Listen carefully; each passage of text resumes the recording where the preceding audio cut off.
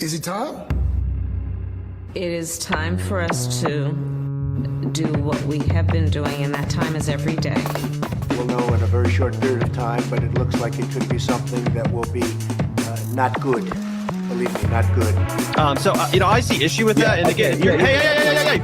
You're not going to be able to insult your way to the presidency. That's not going to happen. I don't know who created Pokemon Go, but I'm trying to figure out how we get them to have Pokemon go to the polls.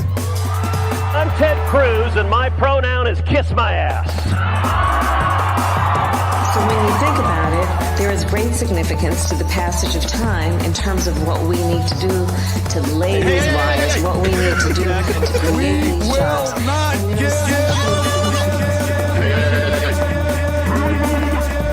America is a nation that can be defined in a single word. I was going to put him. Not good. Believe me, not good.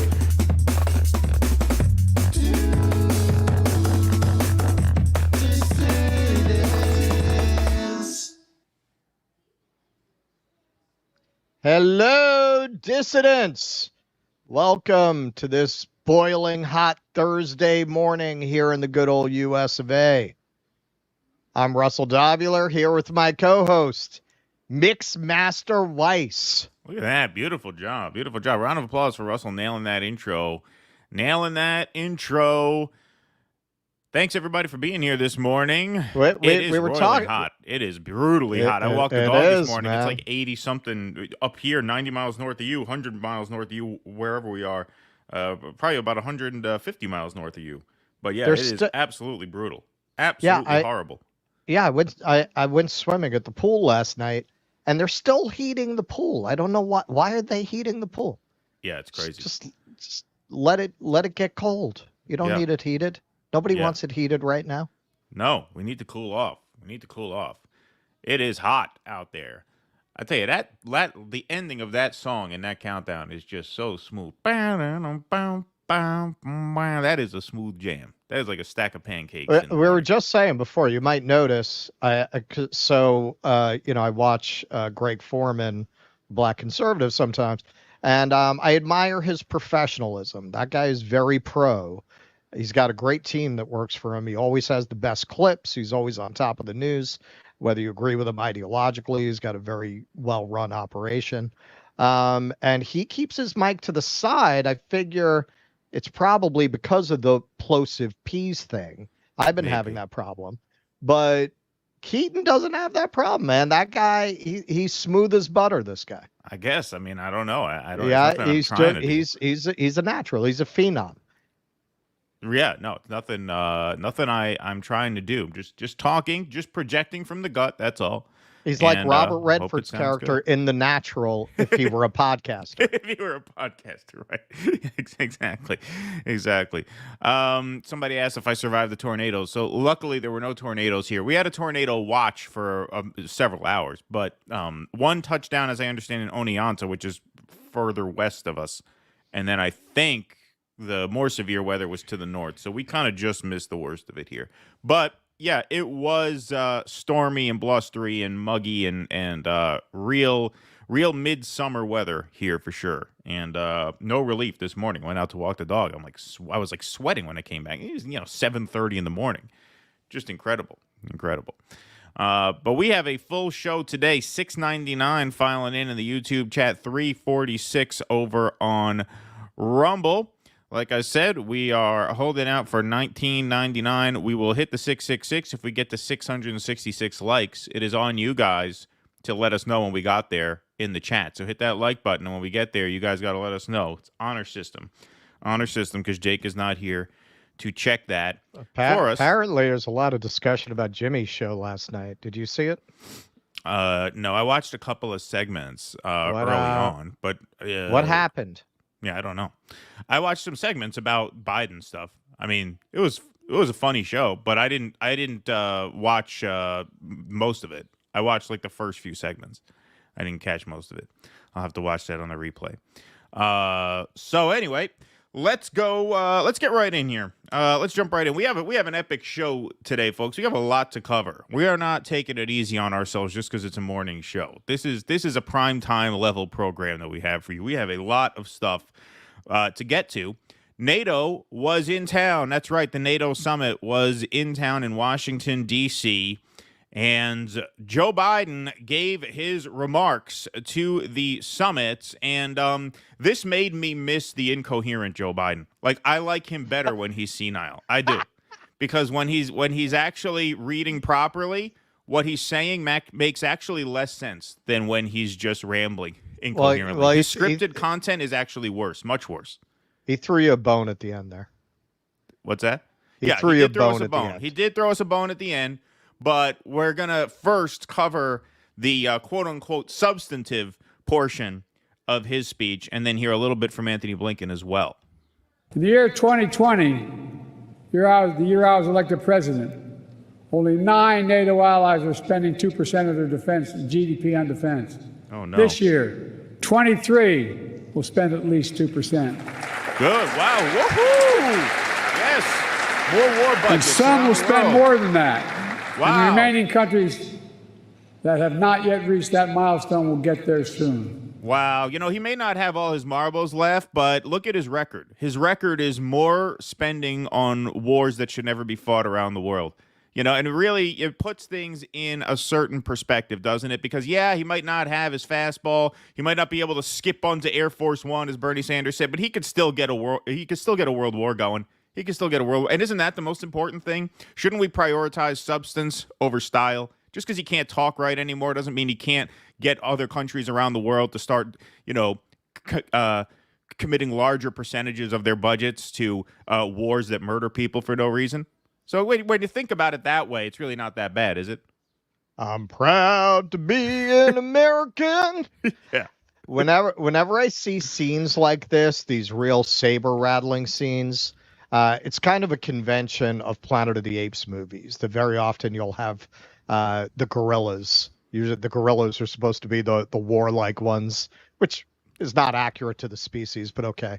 And yes, we are going to get the humans. Yeah. You know, like that's what it is. It's just amazing. You know, these are the same people who, if they watched a movie that was trying to offer commentary on a fascist society, showing everyone clapping for absolutely horrific propositions, they would tisk, oh, look at those Nazis or those communists. This is what they are. He's describing their commitment to spreading horror around the world, and this is how propagandized people are, because the underlying assumption, it's just like Israelis. You talk to Israelis from the very first coverage I did on October 8th. I got those 2 Israeli women, young women, who had both been in the IDF, and what they keep saying, I have them on camera saying this: world's most moral army, world's most moral army.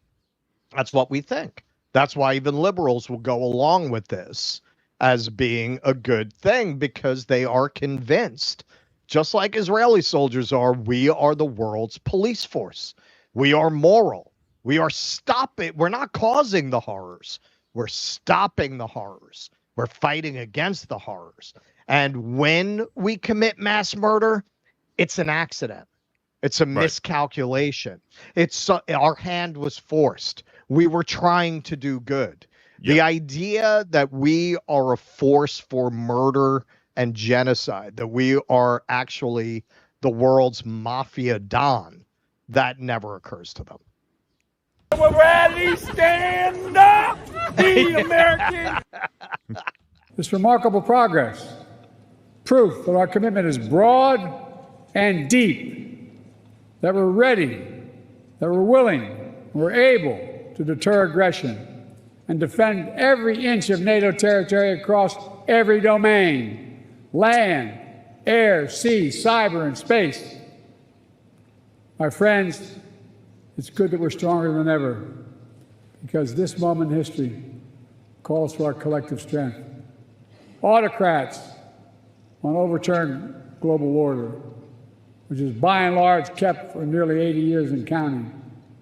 Terrorist groups continue to plot evil schemes to cause mayhem and chaos and suffering.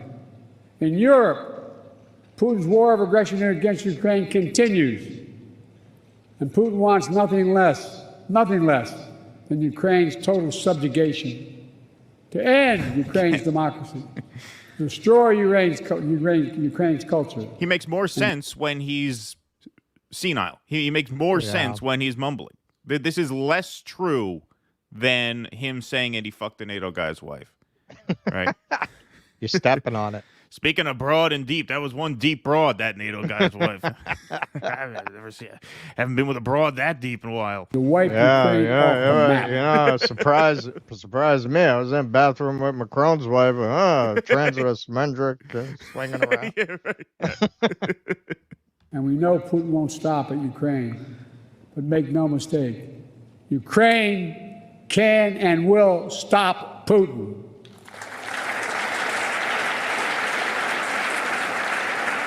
Don't Today, underestimate the 63-year-olds. Yeah, exactly. Pretty muted applause there for such a rallying cry. You know, not a rousing applause. You could tell they're not confident. Now, I did edit there to later in the speech. I usually put a flash when I edit, but I forgot. So this is later on in the speech. Now. Today, I'm announcing the historic donation of air defense equipment for Ukraine. Oh, good. The United States, Germany, the Netherlands, Romania, and Italy will provide Ukraine with the equipment for 5 additional strategic air defense systems. And in the coming months, the United States and our partners intend to provide Ukraine with dozens of additional tactical air defense systems. The United States will make sure that when we export critical air defense interceptors, Ukraine goes to the front of the line.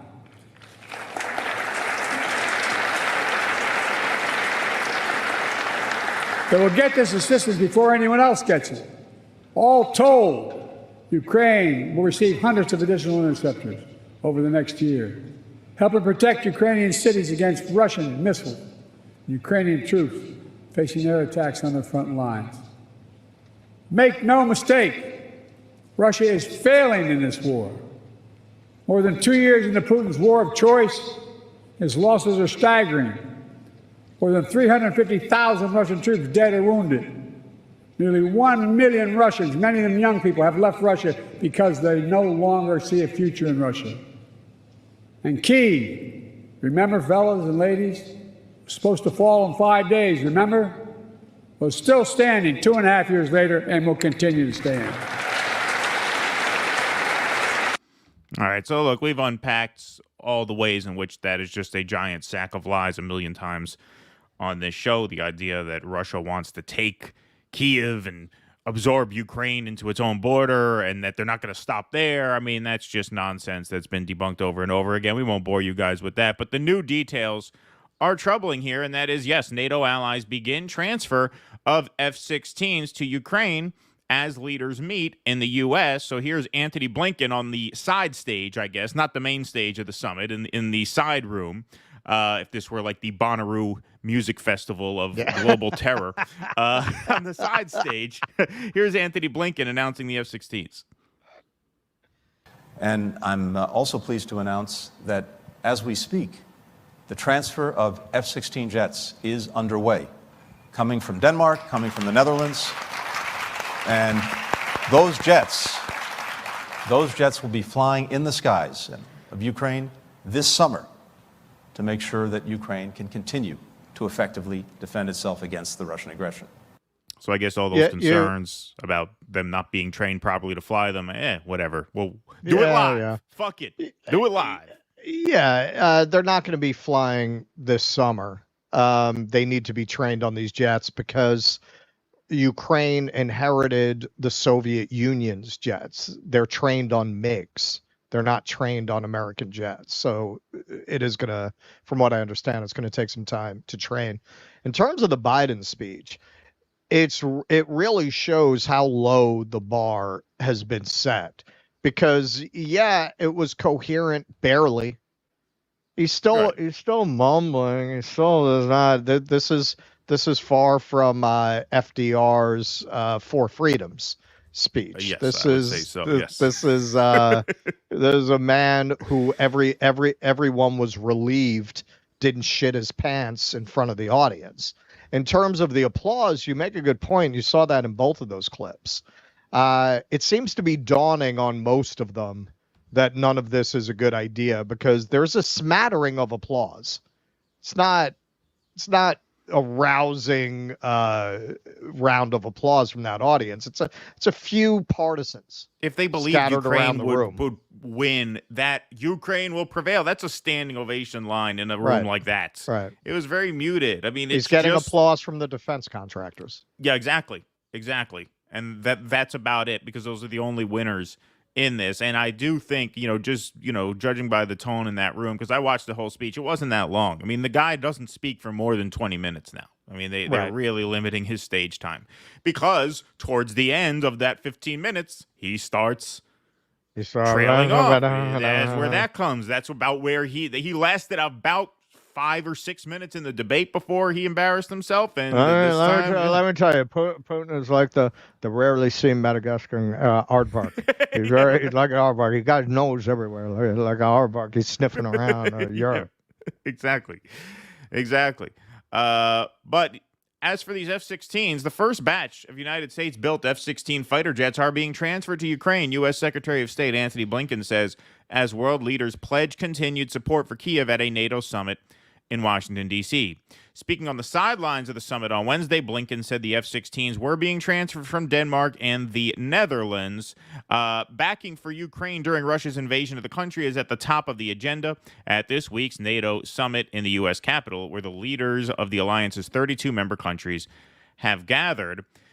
Ukraine has long sought advanced Western aircraft, and U.S. President Joe Biden in August gave the green light to transfer F-16s to the country despite concerns about how long it would take Ukrainian personnel to train to fly the planes, as we said. Ukrainian President Volodymyr Zelensky, who's also in Washington, D.C. for this week's summit, had urged his American and European allies to provide Kyiv with more financial and military support to stave off Russian attacks. In a social media post, Zelensky thanked the U.S., Denmark, and the Netherlands for helping to strengthen the Ukrainian Air Force with F-16s. This is a clear signal that Russia's ability to terrorize Ukrainian people, cities, and communities will continue to reduce, he wrote on X.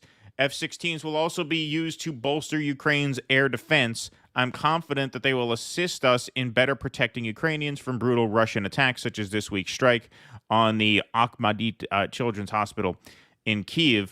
NATO members have announced the delivery of 5 additional Patriot and other strategic air defense systems to help Ukraine, and more aid announcements were expected at this week's summit. In a joint statement on the F-16 transfer, the leaders of the U.S., Netherlands, and Denmark said they were committed to further enhancing Ukraine's air capabilities, which will include squadrons of modern 4th-generation F-16 multi-role aircraft. The coalition intends to support their sustainment and armament, as well as further associated training for pilots to enhance operational effectiveness, they said. We will continue to coordinate jointly in support of Ukraine's ability to defend itself against Russian aggression. The NATO summit falls at a crucial time for Biden, who is facing questions about his health and ability to serve another term as U.S. president after he delivered a disastrous 2024 election debate performance late last month. The Democratic Party leader, who was expected to face off against his Republican predecessor Donald Trump in November, has dismissed calls to drop out of the race.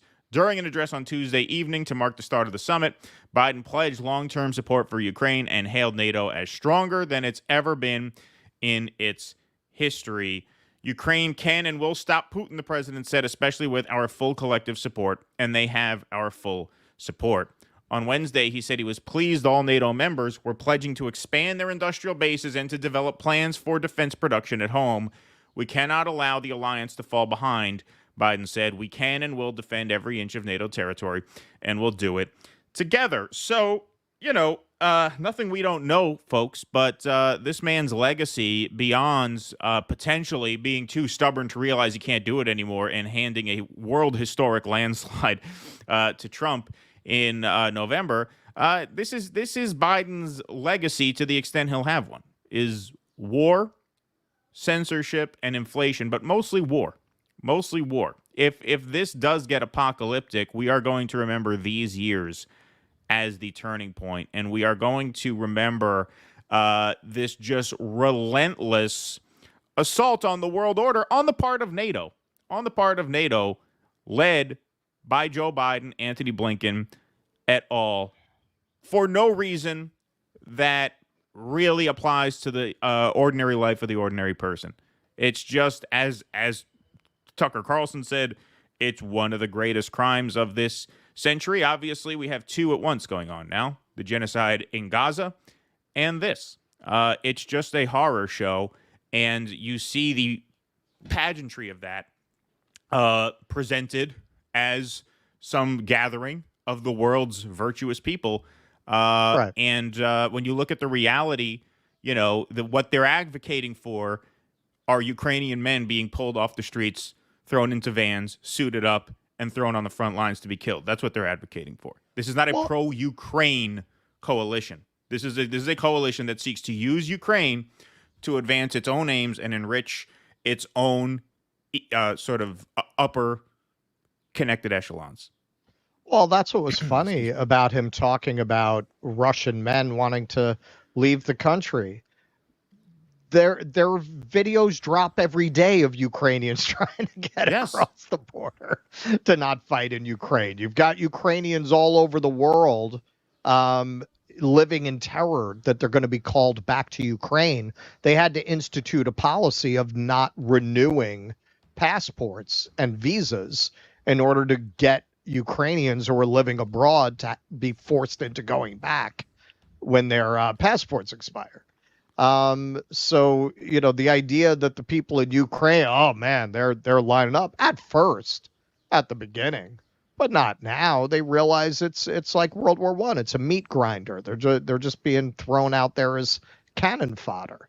In the end, unless NATO is going to send its sons and daughters, they cannot win, as Tucker pointed out in that appearance in Australia. They can't win. It's not mathematically possible. There just are not enough people there. It doesn't matter what weapons you give them. In terms of history remembering Joe Biden as being responsible, he's the last in a long chain going back to not 1 inch east, the promise we gave at the end of the Soviet Union about NATO expansion, down through the Maidan coup, and down to this. Joe Biden happened to be the guy sitting in the driver's seat at the moment. Maybe, who knows? Blinken and Sullivan, more like. This was the team that was there at the moment that the shit hit the fan.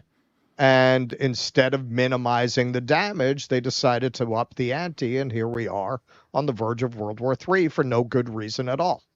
Well, that's the thing. I mean, they are here. You're right. Like, are they solely responsible for just this relentless effort by the West to intimidate and isolate Russia? No. But they're in the driver's seat at the decision point where you realize, it's time to retreat. It's not time to go full bore. And, our friend Matthew Ho made that point to us that, as much as this looks like, a win for Russia, it's an open question whether the West will give them that win or just flip the board entirely. And that will be Biden's legacy if this goes the way it's looking like it might. And it's a very, very scary thing. Well, and one of the ways you can see how much the world has flipped upside down, the way the world has inverted. Who's flying the Ukrainian flags? The people who jumped on board with every American military action for the last several decades, at least, they were right-wingers. We always thought of them as right-wingers, right? Anybody who, we're going into Panama. Yeah, we're going into yeah, I'm proud to be an American. Look at my yellow ribbon, right? Right. Now those are the libs, man. Those are the libs. I traveled around. Now eyes are more on Gaza, but I was traveling around when Ukraine was more top of mind, and I showed some pictures of it. I was in New Orleans. The places you see Ukrainian flags are upper class liberal neighborhoods. That's where you're going to see a Ukrainian flag flying outside. Who has that in their bio? It's all pretty privileged, college-educated libs. The liberals are now the warmongers. The people who have the old skepticism of that it's a coalition of libertarians, traditional libertarians who have always been skeptical of America projecting power abroad that way, and MAGA. Exactly.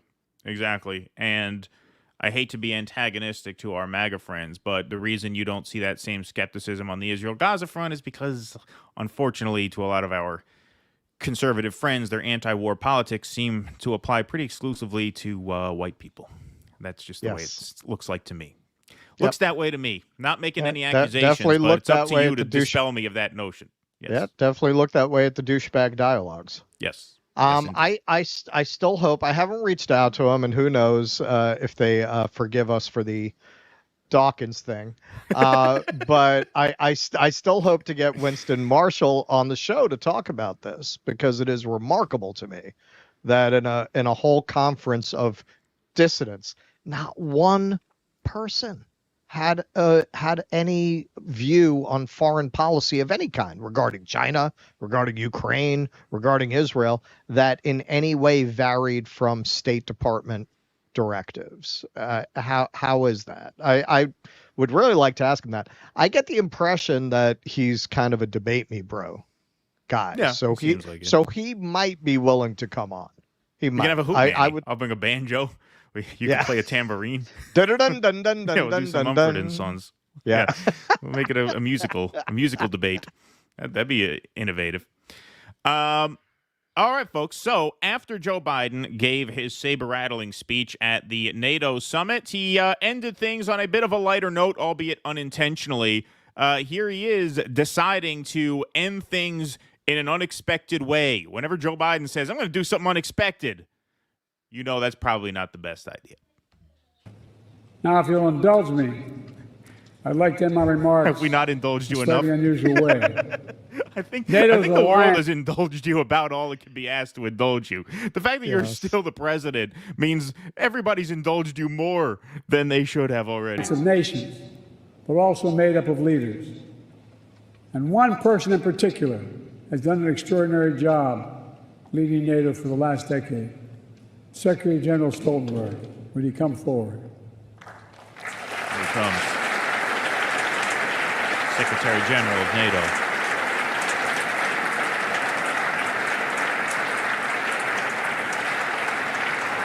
So much of the progress we've made in the alliance is thanks to the Secretary.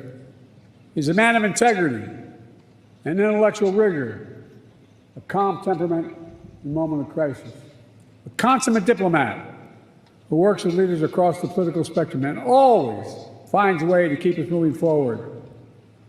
Secretary, you've guided this alliance through one of the most consequential periods in its history. I realize, I was talking to your wife, I personally asked you to extend your service. I got the nervous Secretary, laughter. you've guided this alliance through one of the most consequential periods in its history.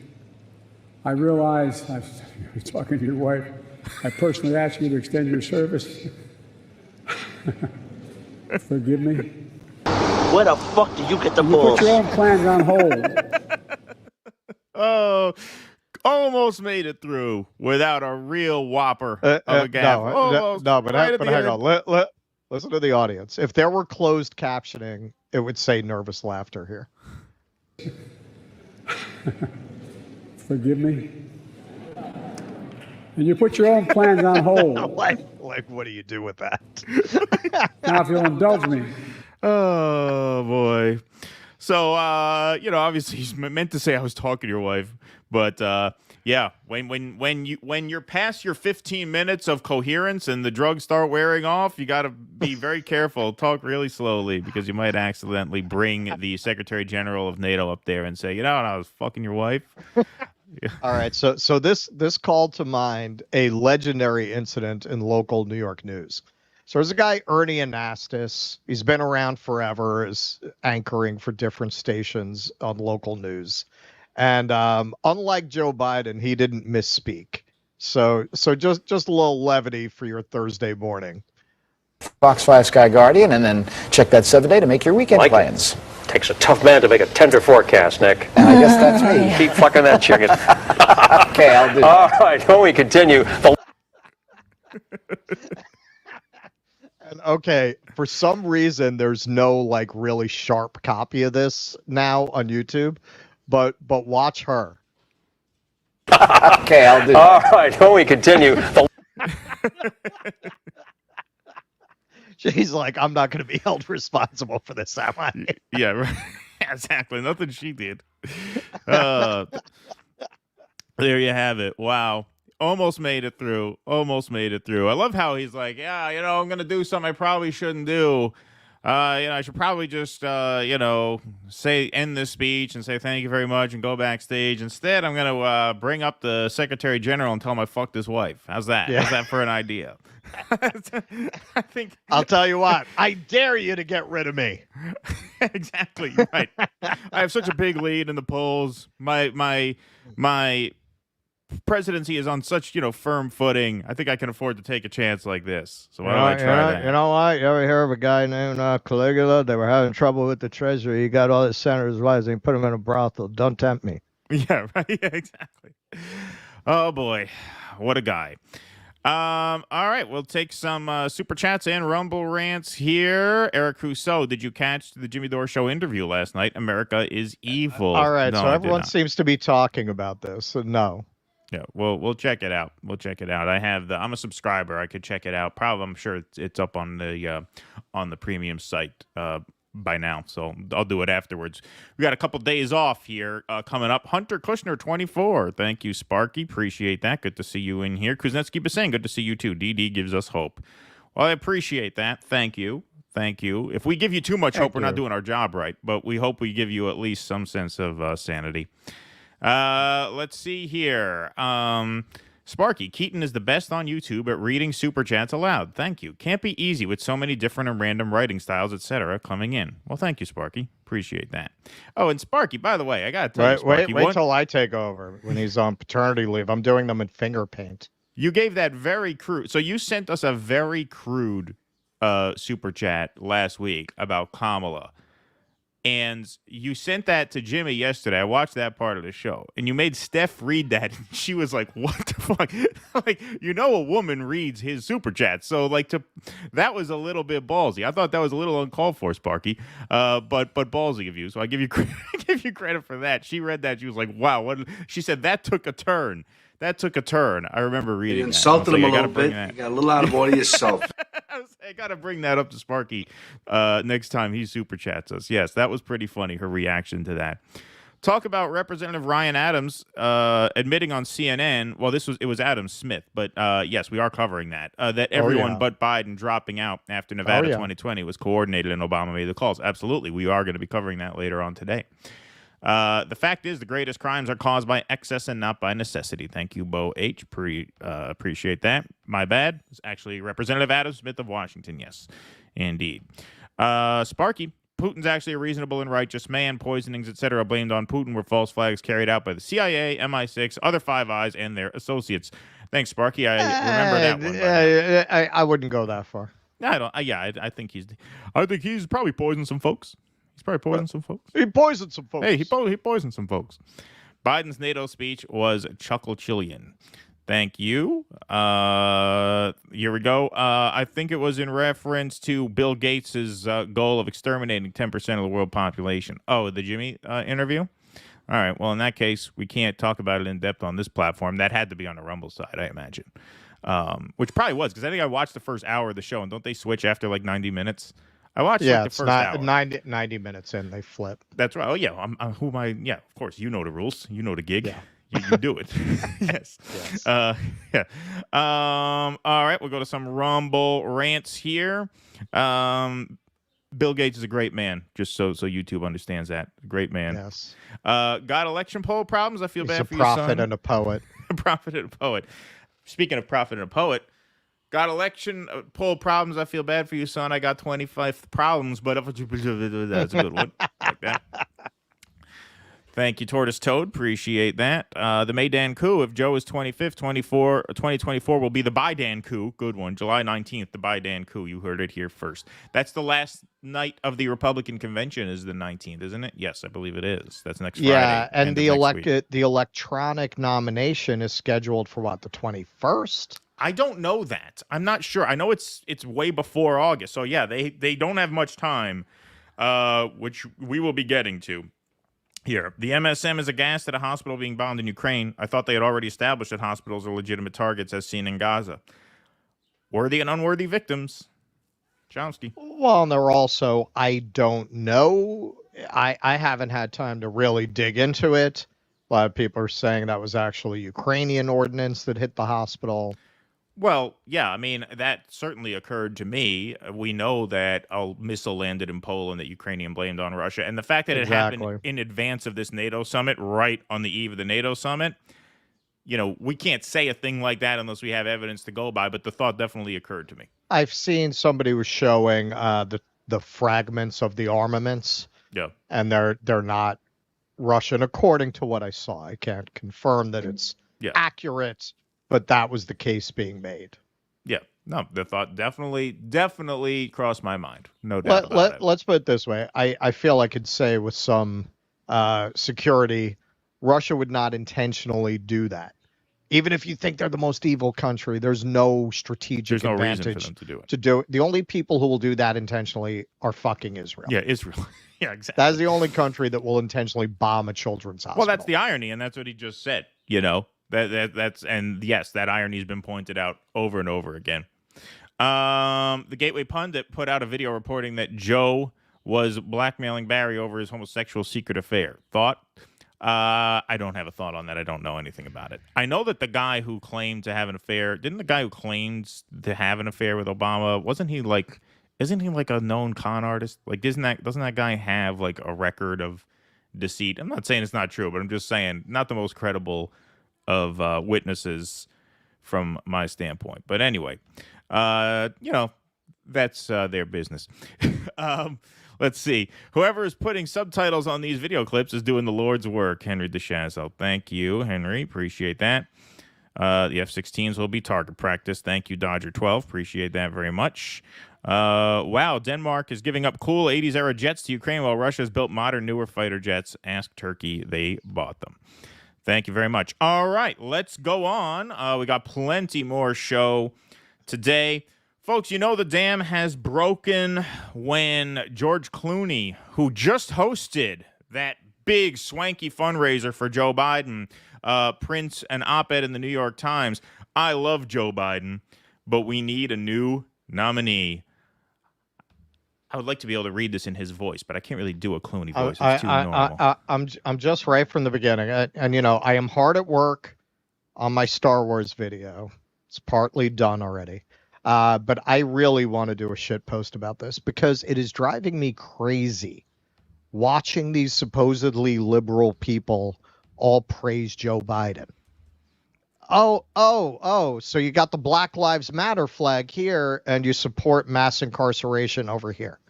This is a guy, don't tell me about, it's the 70s. This is a guy who, when he started campaigning in 2019, started waxing rhapsodic about the work he did with his segregationist pals who never called him boy.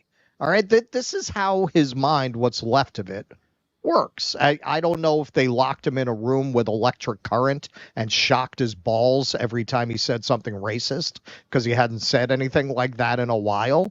But this is who he is. What work did he do with those segregationists? Was it he had to work with segregationists because they agreed on expanding Medicaid? No. He worked with them on locking up black people. That is his legacies. When these people like George Clooney, these supposedly liberal people, Michael Moore, Joe Biden has been, get the fuck out of here, man. Get the fuck out of here. You might as well praise Strom Thurmond. Well, yeah, I mean, look, obviously, I mean, that is par for the course. I expect nothing less from these people by now. I think in this particular case, you know, the tact that a lot of people are trying to take, and I'm not saying he wouldn't do this anyway. He obviously does like Joe Biden. despite that record. Obviously. Yes. I mean, he's a connected insider. That's why this op-ed is so significant, because when you think Hollywood Democrat who pulls the most weight, it's him. He's the guy. Right. He's the top guy. More than Reiner. You know, Reiner's a clown on social media. George Takei. These are just like Twitter people. Clooney is actually a mover and a shaker. As we know, he hosted this big money fundraiser. Right. I'm a lifelong Democrat. I make no apologies for that. Don't worry. We're not going to read this whole thing, folks. I'm proud of what my party represents and what it stands for. As part of my participation in the democratic process and in support of my chosen candidate, I have led some of the biggest fundraisers in my party's history. Barack Obama in 2012, Hillary Clinton in 2016, Joe Biden in 2020. Last month, I co-hosted the single largest fundraiser supporting any Democratic candidate ever for President Biden's re-election.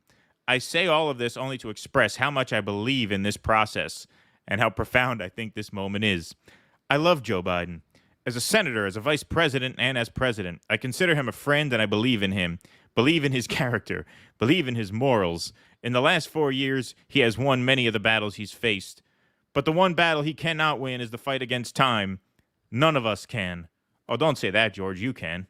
You're the same fox as you were 30 years ago. You just get better with age. You're Ocean's like butter. 15 coming next year. Exactly. Well, did you see the Babylon Bee? They tweeted out something. I couldn't find it again. Otherwise, I would have included it. They're like, Ocean's 14.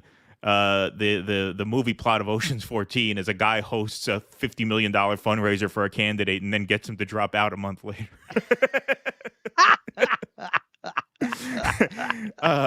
It's devastating to say it, but the Joe Biden I was with 3 weeks ago at the fundraiser was not the big effing deal Biden of 2010. He wasn't even the Joe Biden of 2020. He was the same man we all witnessed at the debate. Okay, stop. Oh, yes. Wow. Okay. Why didn't you say something 3 weeks ago? Exactly. So then why, you care so much about the country. Why didn't you raise the alarms? If that's what you saw, how could you let that man continue to run for president without warning the country? Right. Exactly. You believe so much in the process, but what? The big fundraiser where this is where they were calling these cheap fakes. We saw the video of Biden sort of freezing on stage and Obama having to escort him off. That was the night in question. And now you have George Clooney saying, yeah, it was looking pretty bad then. Was he tired? Yes. A cold? Maybe. But our party leaders need to stop telling us that 51 million people didn't see what we just saw. We're all so terrified. Wow. We're all so impressed with your integrity. Yeah, exactly. You want to fucking impress people? Should have said something then. Yeah, say something then. Well, he goes on. We're all so terrified by the prospect of a second Trump term that we've opted to ignore every warning sign. The George Stephanopoulos interview only reinforced what we saw the week before. As Democrats, we collectively hold our breath or turn down the volume whenever we see the president, whom we respect, walk off Air Force One or walk back to a mic to answer an unscripted question. Is it fair to point these things out? It has to be. This is about age, nothing more, but also nothing that can be reversed. We are not going to win in November with this president. On top of that, we won't win the House, and we're going to lose the Senate. This isn't only my opinion. This is the opinion of every senator and Congress member and governor who I've spoken with in private, every single one, irrespective of what he or she is saying publicly. So he's outing not every person, because we don't know who spoke to George Clooney privately, but he's telling you in this op-ed, a lot of the people who were coming out saying they're all in for Biden are privately trying to get him to drop out. All right, we're going to skip towards the end. We're not going to read this whole thing. I ain't reading all this. Free Palestine. Would it be messy to switch him out? Yes. Democracy is messy, but would it enliven our party and wake up voters who long before the June debate had already checked out? It sure would. The short ramp to Election Day would be a benefit for us, not a danger. It would give us the chance to showcase the future without so much opposition research and negative campaigning that comes with these ridiculously long and expensive election seasons. This can be an exciting time for democracy, as we've just seen with the 200 or so French candidates who stepped aside and put their personal ambitions on hold to save their democracy from the far right. Joe Biden is a hero. He saved democracy in 2020. We need him to do it again in 2024. It's funny. I did watch Jon Stewart's segment recently where he did make a good point that we forget about, which is that this idea that there's no time to swap him out is ludicrous. Other countries, the whole campaign lasts 2 months. The whole campaign lasts 3 months. Sometimes a month. Sometimes a month. Right, exactly. We're the only country that runs 2-year-long presidential campaigns. Why? Because it's a big payday for the media. And big payday for the donors and the consultants and everybody else, right? And simple country podcasters like us. But it's true. Like the idea that there's no time, that's not really the obstacle. The obstacle is finding someone willing to do it who's not Kamala Harris. That's the biggest obstacle because Whitmer is still stubborn. Oh, no, I think it's Joe. Notice the two people who are the most viable in the general election, and this is not to say they'd be the favorites. Any Democrat at this point is the massive underdog. The two people most viable are the two people who most want to be president at some point in their lives. They're the two people who are most vehemently behind Joe. They're like, no, he's good. Leave him. I'm not running now. Fuck that. I'm not gonna leave him. He's great. He's got it. But what George Clooney is saying here is that a lot of these people who are telling you that in private feel like he does not got it. And this is a great piece of video. You could tell Jake Tapper, maybe it's because Jake Tapper was in the room at the debate, but Jake Tapper is kind of having some mask-off moments now where he is letting his true emotions come through. Here's Jake Tapper doing a segment in response to this George Clooney op-ed. In response to those comments from George Clooney, Jake, a campaign official who attended that Los Angeles fundraiser tells me that George Clooney left 3 hours before the president. So clearly, the gloves are off. Jake? But what does that mean that George Clooney left 3 hours? What's the point? The point of that is to suggest that Biden's stamina is better than Clooney's, and Clooney didn't have, eyes on the entire event. That's the response to the Clooney laughing op-ed. there. Okay. Yeah. What's the point? Before the president. So clearly, the gloves are off. Jake? But what does that mean that George Clooney left 3 hours? What's the point? The point of that is to suggest that Biden's stamina is better than Clooney's, and Clooney didn't have, eyes on the entire event. That's the response to the Clooney op-ed. Okay. It's kind of shaping up the way both of us have said it will, which is that the rank and file, like the low-level Democrats, are not succeeding in getting him to budge. Now it's going to escalate. Now you're going to see, in our next segment, too, higher-ranking Democrats trying to get him out. Will it work? Russell seems to think it won't. I'm saying it will. I think that's where we diverge. Maybe. I don't want to put words in your mouth. I am not saying that it absolutely won't, because we're not, unlike George Clooney, who wrote this op-ed spewing this absolutely ridiculous bullshit about how the Democratic Party is democratic. As insider as you can get is George Clooney. Does he believe that? I do think these people are so delusional and so surrounded by yes people and like-minded people that they really do delude themselves, even as they are members of an aristocratic class that actually do decide the nominee. I guess that is democracy for them, because all their friends get a say. Yep. Right? They get a say. I guess that's what he's talking about. Not for the peasants, but for them it's democratic. Right? Yeah. They get a voice. Of course. They get to decide. So maybe that's what he means by democracy, is we will see later. Anybody who knows anything knows the Democratic Party is as anti-democracy as it gets. In terms of him dropping out, unlike Clooney, we're not insiders. We don't know what kind of levers they have to pull. We don't know what kinds of pressures they're able to exert. I think you have a situation that is probably unprecedented in American history. The closest is Nixon, where you have this situation where clearly the presidency is not tenable and the guy doesn't want to go. But it's unprecedented in that this is not that he's the subject of an impeachment hearing. This is that he's demented and is refusing to leave, and his family are a bunch of carny grifters who don't want to give up the power, the status, and the connections to make money laid down the road that come with the position. So they're shielding him and they're digging in. And speaking of Nixon, Biden has very Nixonian resentments about not having gone to the right schools, not being from the Ivy League, about having always been looked down on by the elites, which I'm sure is part of why he's refusing to go. So the question at that point becomes, what do they do in a situation like that? And what can they do short of invoking the 25th Amendment? What I'm getting from some of the inside reporting, and we'll get to that Axios article later, is they may just not have the balls to do what would be required to remove an unwilling president.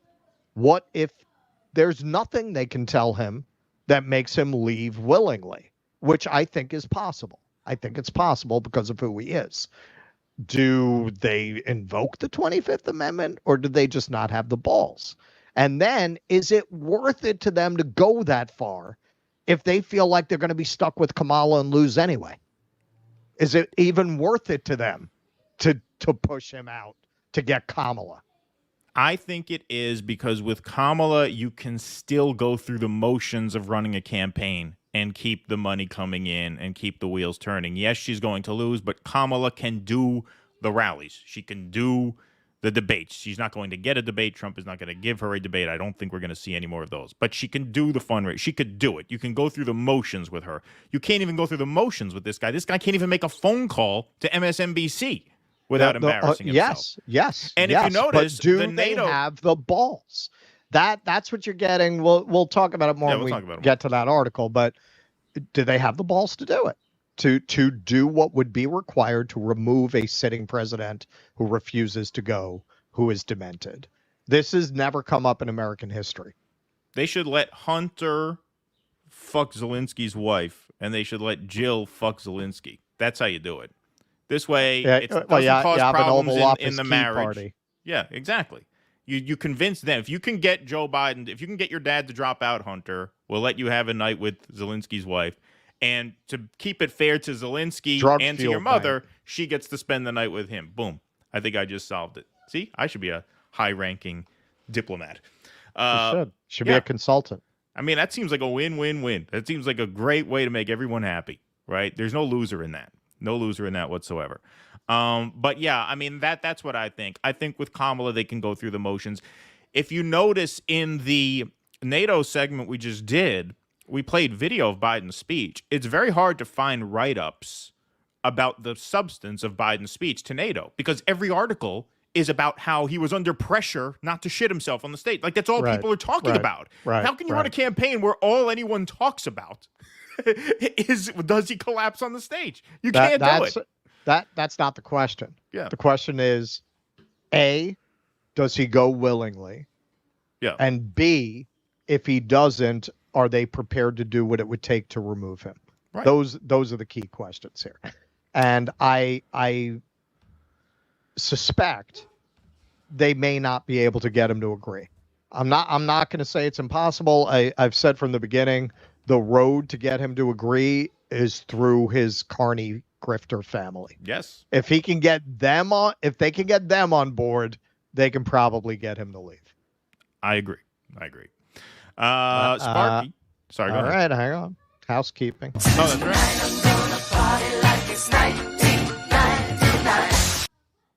Beautiful.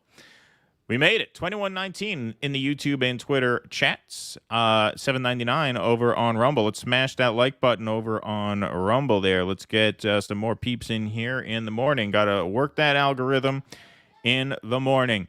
Sparky, thanks for the $10. F-16s are a component of a system. They're not so useful by themselves, like only having the speakers in a stereo. You can put a beer on them, but won't get much out of them without the amp, etc.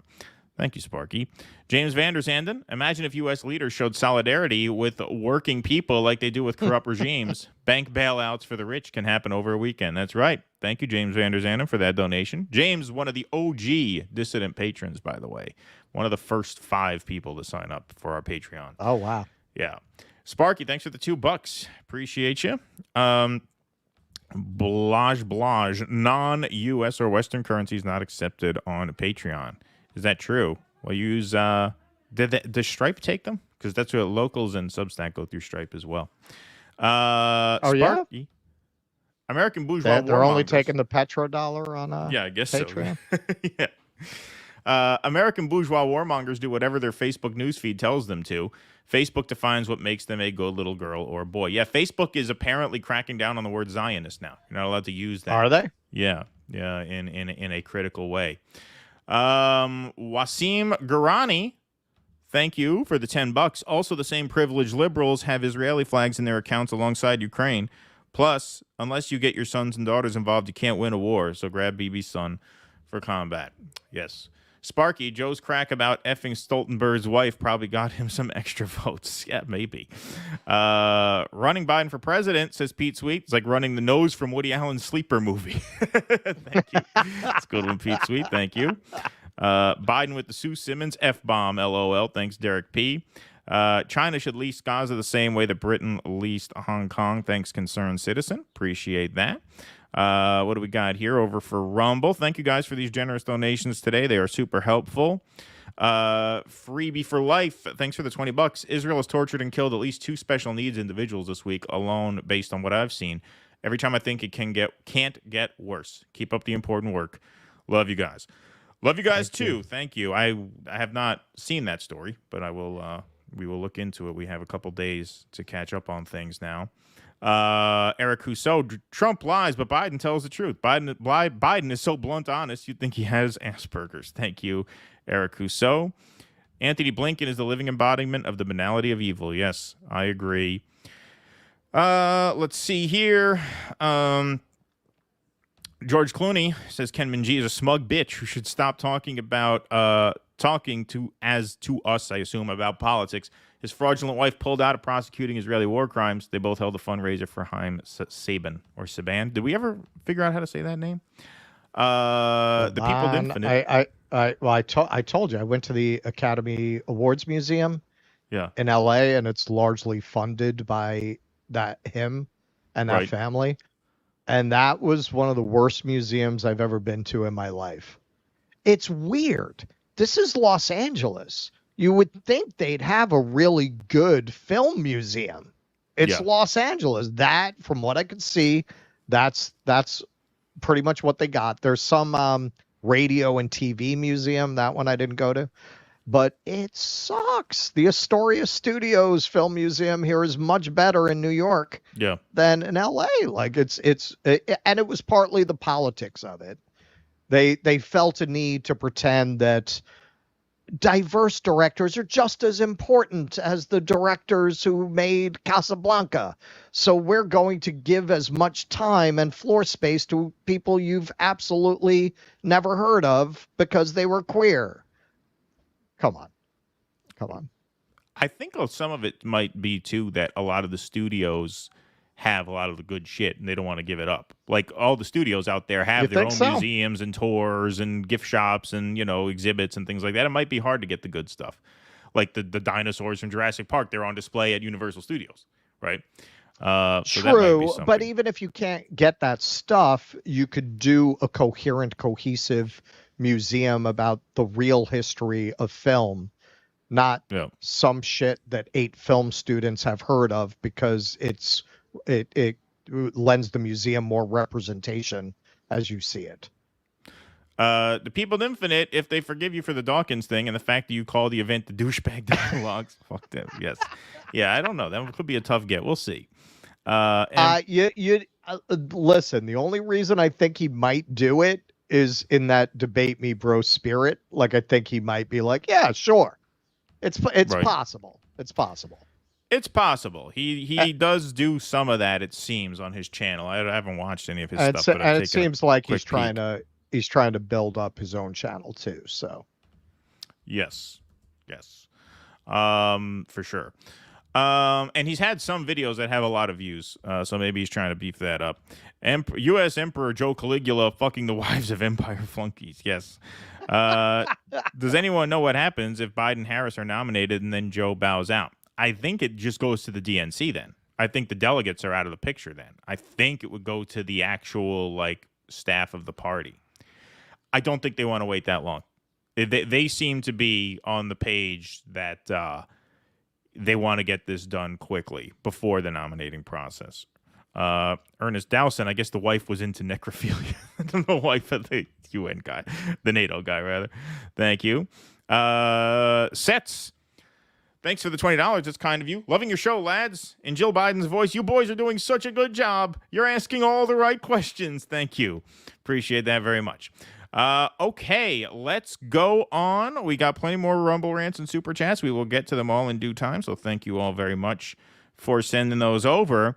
All right, folks, the Democrats' House is divided, and you might be a little surprised at where the pressure on Joe Biden to resign is coming from and where it's not coming from. So when you think troublemaker, insurgent, rabble-rouser within the party, you don't think of Michael Bennet. In fact, many of you probably forget who Michael Bennet was. Michael Bennet, United States Senator, who did run for president in 2020 briefly. Here he is telling CNN he doesn't think Joe Biden can win. Reported that you, Senator John Tester, and Dana Bash reported that you, Senator John Tester, and Senator Sherrod Brown all said during that lunch that you don't think President Biden can win in 2024. Is that true? Well, it's true that I said that, and I did say that behind closed doors, and you guys and others asked whether I had said it, and that is what I said. So I figured I should come here and say it publicly. Why do you think he can't win in November? I just think this race is on a trajectory that is very worrisome if you care about the future of this country. Joe Biden was 9 points up at this time. The last time he was running, Hillary Clinton was 5 points up. This is the first time in more than 20 years that a Republican president has been up in this part of the campaign. Donald Trump is on track, I think, to win this election and maybe win it by a landslide and take with him the Senate and the House. And so for me, this isn't a question about polling. It's not a question about politics. It's a moral question about the future of our country. And I think it's critically important for us to come to grips with what we face if together we put this country on the path of electing Donald Trump again. Okay, so there you have it from Michael Bennet, fairly normie, fairly centrist Democrat. I am convinced they are using her to prepare the public for AI anchors. Maybe. Could be. Yes. Here's Nancy Pelosi. Nancy Pelosi being asked whether she supports Biden staying in. Does he have your support to be the head of the Democratic ticket? As long as the president it's up to the president to decide if he is going to run. We're all encouraging him to make that decision because time is running short. Now, keep in mind, he already said he's made his call to stay in. So when she says we encourage him to make that decision, she's saying we encourage him to drop out of the race because he's already made the decision. He's already said, I'm staying in and that's final. She's acting like he hasn't said that because she wants him to say the other thing. So this is a coded way of saying time is running out. You have to get the fuck out of this race. I think overwhelming support of the caucus. It's not for me to say. I'm not the head of the caucus anymore. But he's beloved. Sure you're not, Nancy. He is respected. And people want him to make that decision, not me. He has said he has made the decision. He has said firmly this week he is going to run. Do you want him to run? I want him to do whatever he decides to do. That's a no. And that's the way it is. Whatever he decides, we go with. No other way to interpret that but no. And we see now some signals. Hakeem Jeffries, the supposed leader of the Democratic Party, we suspect Pelosi still throws a whole lot of weight around behind the scenes, but he is the top-ranking Democrat in the House. Jeffries plans to relay Dem concerns to Joe Biden. Here we have Chuck Schumer, who first said he was all in on Joe. Axios scoop: Schumer open to dumping Biden in 2024. Here's our friend Richie Torres. Top Democrats who days ago defended Biden are changing their tunes. Representative Richie Torres seemed to change his public stance on Wednesday, urging Democrats to look at the cold, hard numbers. Again, a high-profile Democrat. Last week, no, it's Joe. Now it's, well, we better take a second look at this. Torres once chided Biden doubters, but said Wednesday that Dems must assess hard numbers. Senator Richard Blumenthal supports Biden, but said he's deeply concerned about the election. The statements came after new polling indicated Dems were losing ground in key swing states. All right, so you have the centrists, the team players, the loyalists saying we need a change here. What about the ruckus makers? What about the squad? What about the insurgents? What about our old friends who we helped get in there to shake things up and take advantage of chaotic situations like this to actually push through a more progressive agenda and personnel team even at a moment like this? Let's see what they're saying. AOC, you're up first. President over the weekend. I have spoken with him extensively. He made clear then, and he has made clear since, that he is in this race. Oh. The matter is closed. Oh. He had reiterated that this morning. He has reiterated that to the public. Joe Biden is our nominee. He is not leaving this race. He is in this race, and I support him. Now, what I think is critically important right now is that we focus on what it takes to win in November, because he is running against Donald Trump, who is a man with 34 felony convictions that has committed 34 felony crimes, and not a single Republican has asked for Donald Trump to not be the nominee. I'm here to win on this democracy. I'm here to win in November. And what's critically important is what the president, I believe that the president needs to do, and I have communicated this, what the president and the White House should do in order to make sure that we win in November. And that is making sure that we pivot and working and increasingly commit to the issues that are critically important to working people across this country.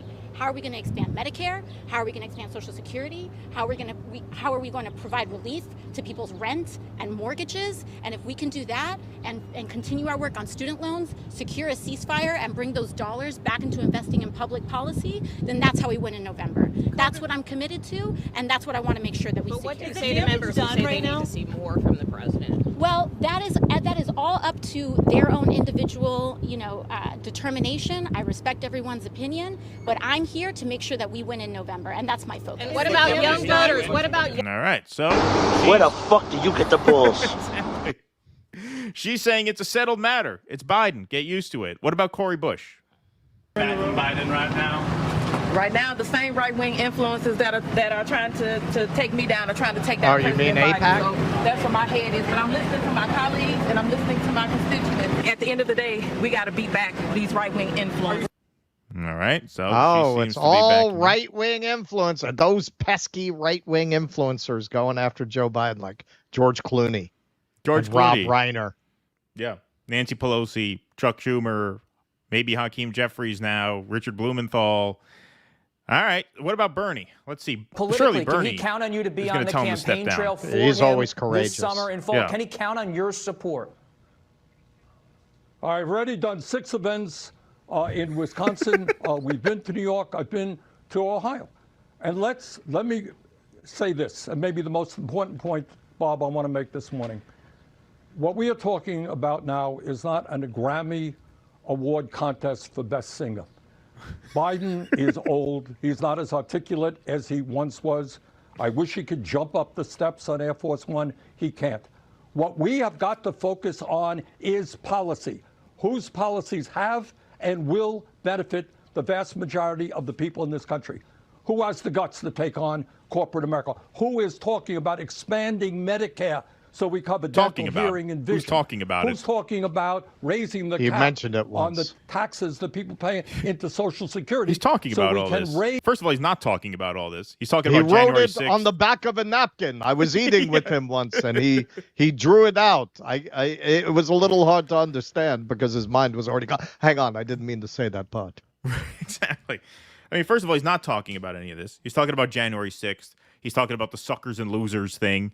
He's not talking about any of this, and to the extent that he ever talked about it, I haven't heard him say it was anything. always bullshit. Yeah, it was always bullshit. He might have said a little bit of that in 2020, because as we'll see, he was put in there to beat you. Exactly. So look at that. Look at the irony of that. You have Michael Bennet, centrist Democrat, coming out saying we can't win, we need a change. You have Nancy Pelosi saying in language that everyone in Washington, D.C. understands, he's got about a week to get out of the race or we're fucked. You've got Hakeem Jeffries going from we're backing Biden to I'm going to relay the message to him that he's got to get out. You got Schumer going from I'm backing Biden to I'm open to getting rid of Biden.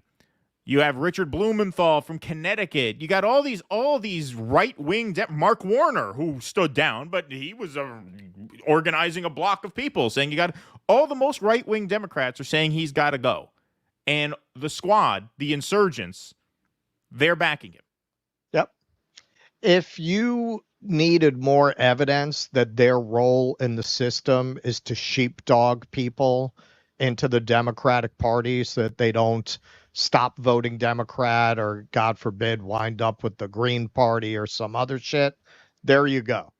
Right. There you go. What other explanation for these supposedly progressive people to be backing Joe Biden this way? That is their function. Their function is to keep people who think of themselves as left, and yes, qualification, quite intentional, think of themselves as left inside the Democratic Party. By talking that shit, Medicare, healthcare, they know that shit's not happening. They know Joe Biden said if Medicare for all reached his desk, he would veto it. Right. So what are you talking about? He broke a railroad strike, and so did you, AOC. Come on. Who are these people? Of course. Now, Russell, you found an Axios piece that speaks to some of the Biden loyalists trying to hold on here.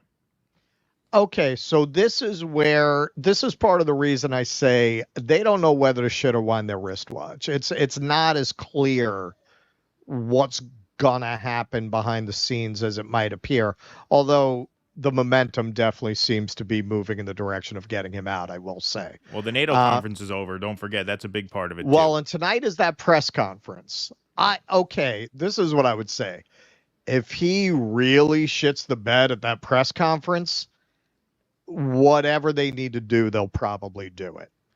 If he manages to get through that without any, sloppy diarrhea rolling down his leg, he might hang on. But this is what's happening, part of what's happening behind the scenes. Just before House Democrats' Tuesday morning Come to Jesus meeting on President Biden's path forward, a smaller group of swing district Democrats held what sources described as a despondent gathering with actual tears. The bloc of battleground House Democrats is one of the last firm pockets of a rapidly disintegrating movement on Capitol Hill to get Biden off the ticket. One shell-shocked lawmaker who was present at the meeting would offer only one word to characterize it: intense. Another described the mood as pretty much unanimous that Biden has got to step down, adding, "There were actual tears from people, and not for Biden." Democrats' full caucus meeting was far less unanimous, with lawmakers both defending Biden and airing concerns about his ability to take on former President Trump, attendees told Axios. One House Democrat who was in both meetings said, "Most of our caucus is still with him, meaning he'll stay in, which sucks for our country." Going in and out of the meeting, several House Democrats who have previously raised concerns about Biden said they are now with him. Quote, "Whether or not I have concerns is beside the point. He is going to be our nominee, and we all have to support him," said Representative Jerry Nadler, Democrat, New York. Biden enjoyed his first sustained show of support on Capitol Hill on Monday, with dozens of House and Senate Democrats saying publicly they support him staying on the ticket. On Monday evening, Biden joined a call with Congressional Black Caucus members, his strongest base of support on Capitol Hill, to cement their backing. Late Monday night, a House Democrat who is deeply skeptical of Biden acknowledged to Axios that Democrats were folding all over the place and becoming resigned to Biden holding all the cards here and us having no real say in the matter. As someone who wanted to bring the reckoning and is really disappointed that it's over, trust me, it's over, the lawmaker added. Biden's letter to congressional Democrats on Monday morning, stating firmly he's staying in the race and telling them to end discussion of him withdrawing, appears to have galvanized lawmakers. Lloyd Doggett, one of a half dozen House Democrats who have urged Biden to drop out, conceded to Axios he clearly did a preemptive effort to try to discourage any questions with his letter. Quote, I think there is a pretty strong consensus we need to close ranks, said Rep. Jared Huffman, who's publicly raised grave concerns about Biden's political strength. When there's this kind of show of force, it's hard to imagine people are going to speak up against him, said one House Democrat. Said another, they've outflanked us. After the full caucus meeting on Tuesday, the lawmaker who told Axios on Monday night that the revolt is over said the gathering only confirmed that view.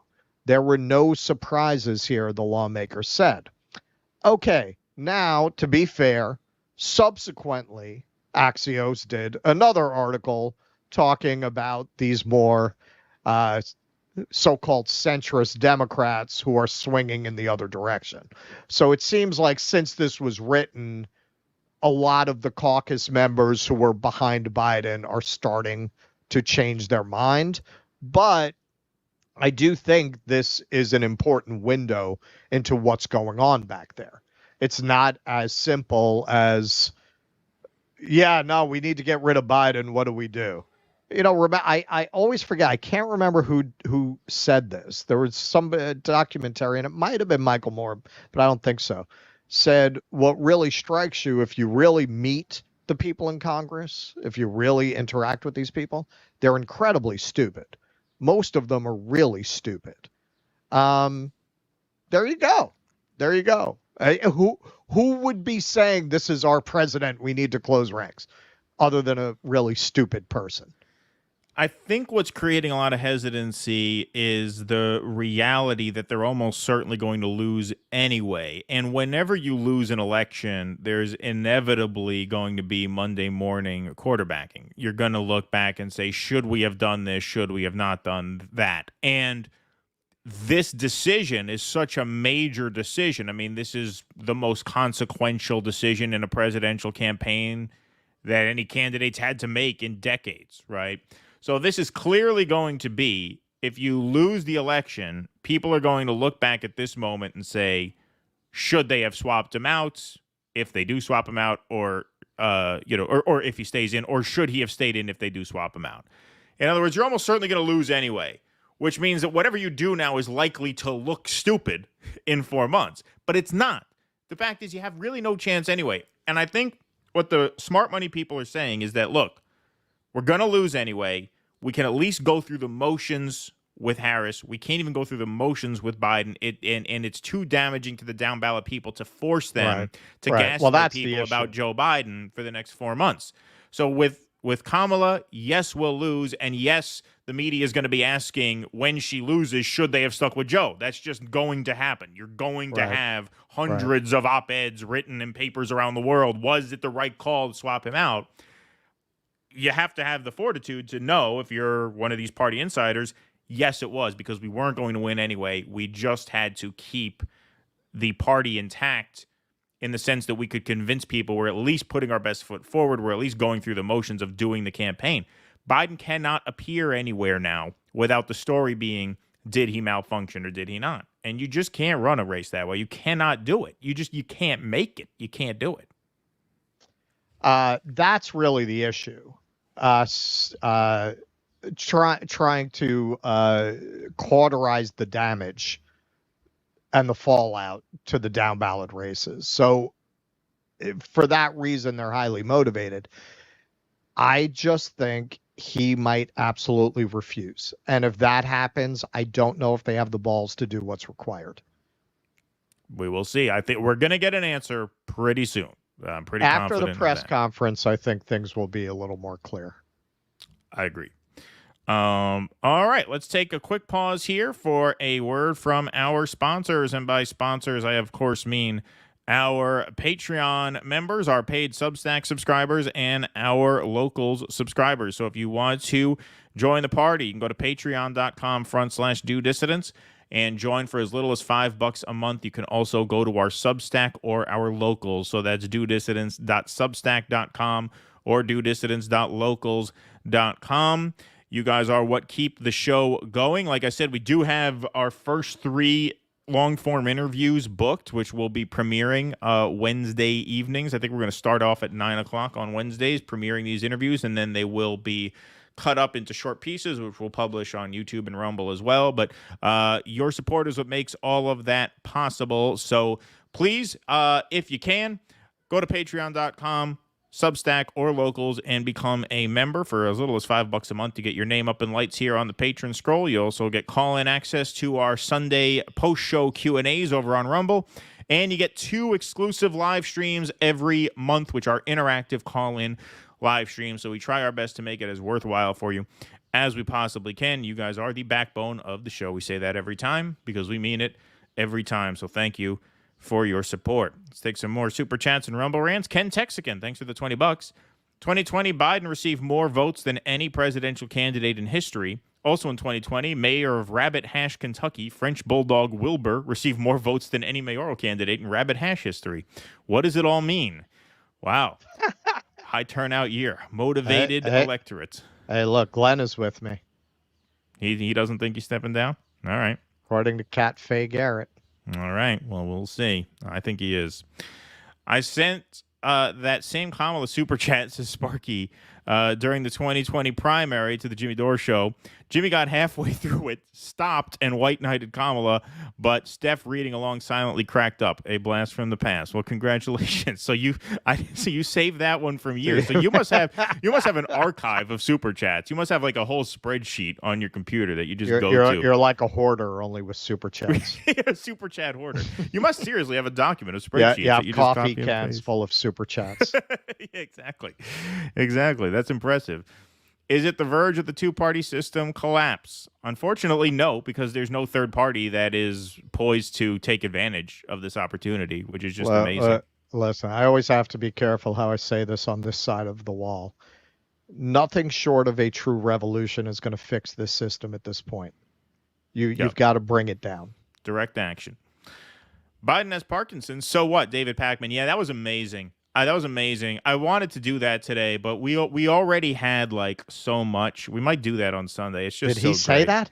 Oh yeah. If you want, I could show it to you. Maybe we could do it at the end. It's a short segment. It's a short one. Maybe we'll pull that. God. Maybe we'll just pull that because it really is worth doing. It's truly incredible. But if we don't do it today, we'll definitely do it Sunday. It'll be a little old by Sunday, but it's so good that we should just do it anyway. We'll see what kind of time we have at the end of the show because we still got quite a bit more. Biden-Trump MMA cage match in lieu of election. Thank you, Mark. Appreciate that. If I've lost Clooney, I've lost middle America. Joe Biden to be found stuck in a Waffle House bathroom in Wisconsin soon. That's right. Clooney's got that Kentucky blood. Is that where he's from? Yep. I didn't even know Kentucky. Yep. His Lebanese human rights lawyer wife remained quiet during Gaza. My guess, she did not want to risk her husband's status in Hollywood. Apparently, she worked on the case that on the ICC case. Apparently, she did, but she certainly kept her mouth shut. Wasim Ghorani, by the way, watched The Destruction of the English Language, Wolves, starring Brad Pitt and George Clooney. The Destruction of the English Language, Wolves, starring Brad Pitt and George Clooney. What were they in together?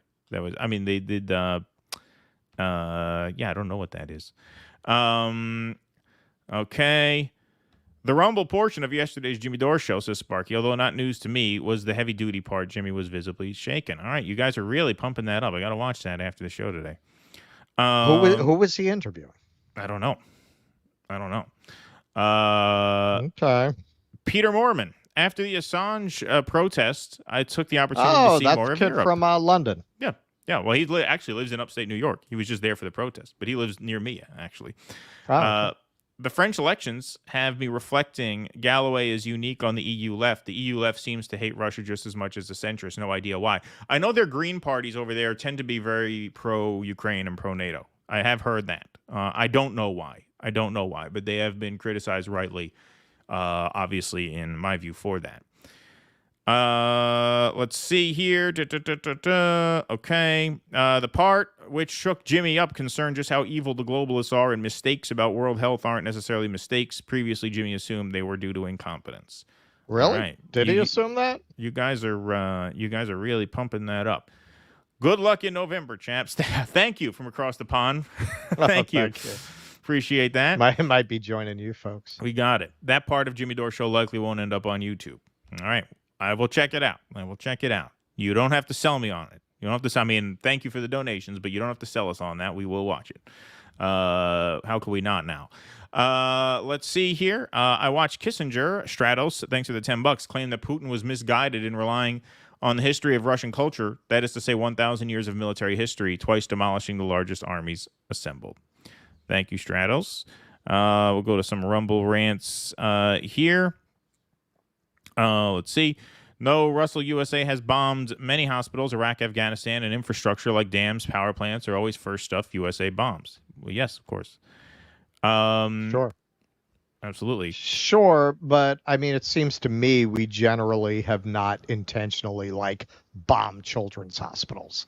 We haven't cared too much about the collateral damage, who gets hurt by it. But okay, let's hit the children's hospital. That's the target. I don't think we've generally done that. I think we've been heedless of that being collateral damage. But no, Israel, because their mission is to take all that land from the river to the sea, will intentionally bomb a children's hospital because they want to get those people out by destroying all the infrastructure. There's a motive to do it. Did you guys see the video? We couldn't show that on YouTube if we wanted to, and I don't want to, but it's the video of that soccer game where they were there was just like a soccer game at like a schoolyard, and all of a sudden a bomb just drops right there. Oh, right yes, I did see that. I did see that. Yes, incredible. Yes. Just horrible. Okay. Eric Rousseau, Joe is too demented and narcissistic to ever step down and relinquish power on his own accord. Thank you, Eric. Let's see. Yes, I'm a creep. I'm a weirdo. What the hell am I doing here? Oh, Jill says I belong here. Okay. So a little Radiohead and Jay-Z from Tortoise Toad. Where are all the cries for the 25th Amendment? Who's making the decisions? Who's actually in charge? Very good question. Very good question. I mean, that's the question hidden in plain sight. If he's not fit to run, how is he fit to serve? Right? Well, Keaton's been saying it's getting run by the country's being run by Jake Sullivan for a long time. Yeah, it's Jake Sullivan and Anthony Blinken. Absolutely.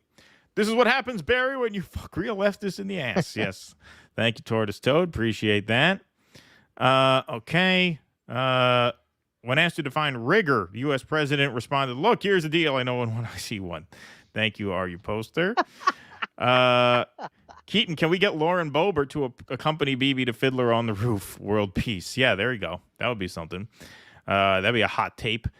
Check on Jimmy Dore. Last night's show really shook him. Love the work. Keep it up. Thank you. That's going to be the first order of business. I'm going to have to go watch that as soon as this is done. Going to have to watch it. Everybody's talking about it. It's the talk of the town. It's the talk of the town. It's a coup. The cocksucker is Larry St. Clair. Thank you, Michael Castillo. The damage to the Democratic Party for committing to Biden to giving a handy to Zelensky and not helping Americans will be lasting, might even kill it. Thank you, Blue Noble. ALC forgot to mention the genocide. So weird. Yeah, no, they're all in. They're all in. AOC eating good in the hood. Thanks, Dodger 12. All righty. We got some more stuff. Okay, this is one that when this came across our feed, we're like, okay, if this is not right in the wheelhouse of this show and this audience, we don't know what is. This is a bit of a blast from the past, but this is Congressman Adam Smith from the 9th District of Washington State responding to Joe Biden's phone call to MSNBC where he railed against Democratic Party elites for trying to sabotage his 2024 candidacy, reminding him, hey, it was the elites that made you the nominee installed you, yes, in the first place. Yes, and he does this on 2 occasions. We're going to play both. Here's the first. Point. Yeah. So the president talked today about how now it's all the elites who are trying to force him out. Right. Let's remember what happened in 2020. Okay, the president did not run a great primary campaign. He lost badly in Iowa, New Hampshire, and Nevada. He came out of Nevada, and Bernie Sanders looked like the presumptive nominee. And this exact same group of people, the elites, that the president is now deriding as elites. And by the way, they're not. They're Democrats, okay? They're party operatives, they're donors, they're volunteers, decided, and to all the Bernie supporters out there, I'm not. Okay, I just want to point out, this very much ties back to the earlier George Clooney segment we were talking about. How does he think this is a democracy? Well, that's how. Right. They're not elites.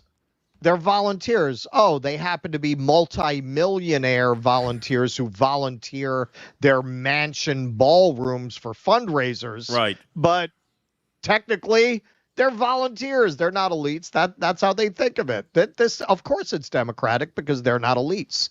To think that's a democratic process, you also have to believe, no, it's good and right that amongst this 500 people, I can't remember who said it. Somebody said, this is years ago, 500 people decide who the Democratic nominee is. If you're one of that 500, it's very democratic. Right. You're voting amongst that 500. Not judging this positively or negatively. They decided they didn't want Bernie Sanders to be the nominee. They decided that Joe Biden would be the better nominee. And credit, again, to the president. He decided that because he did 8 years as vice president. He did the years in the Senate. He had the record to be a strong president. And so they, through their support behind Joe Biden, and Pete Buttigieg and Elizabeth Warren and Mike Bloomberg and Amy Klobuchar, and I may be forgetting a few others, stepped aside for the candidate who was better. This myth that somehow Joe Biden came in and rescued us, it has been a nationwide movement since Donald Trump was elected president. And in 2020, that nationwide movement said, Joe, you're the best guy, let's go. Right now, they don't think he is. Okay, so there you have it. Slight correction there. Elizabeth Warren stayed in on yes. Super Tuesday. She did not drop out. She stayed in because she was the one who was going to take She would votes from hurt Bernie. him. Exactly. Exactly. But if that wasn't on the nose enough for you, here he is again, putting it even more in black and white terms. And I've said this over and over again. Joe Biden was not picked in 2020 because he was the only person who could beat Trump. He was picked because he was the only person that could beat Bernie Sanders, rightly or wrongly. And by the way, for the Sanders fans out there, I'm not judging, but that conclusion was made. Okay. Oh my gosh, coming out of Nevada, Bernie Sanders is going to be the nominee. And people, just like they are now, back then said, I don't think that's going to work. So who said, we don't think that's going to work? The million Clooney? People who took a year out of their lives to volunteer for Bernie Sanders weren't saying, I don't think that's going to work. The elites, who you say are not elites, didn't think that was going to work. They didn't think that was going to work, not because Bernie would lose to Trump, but because they don't like what Bernie stands for. And that's what he just said. He says Biden wasn't the only person who could beat Trump. He was the only person who could beat Bernie. And that's why he was picked. That's it. That's it. I thank this guy for his service. Yes. All of you download this, save it. The next time your shit lib relative tells you have to vote for Democrats, that the Democrats are fighting to save democracy, you show them that clip. You remember how they said, we don't need the left. We don't need you.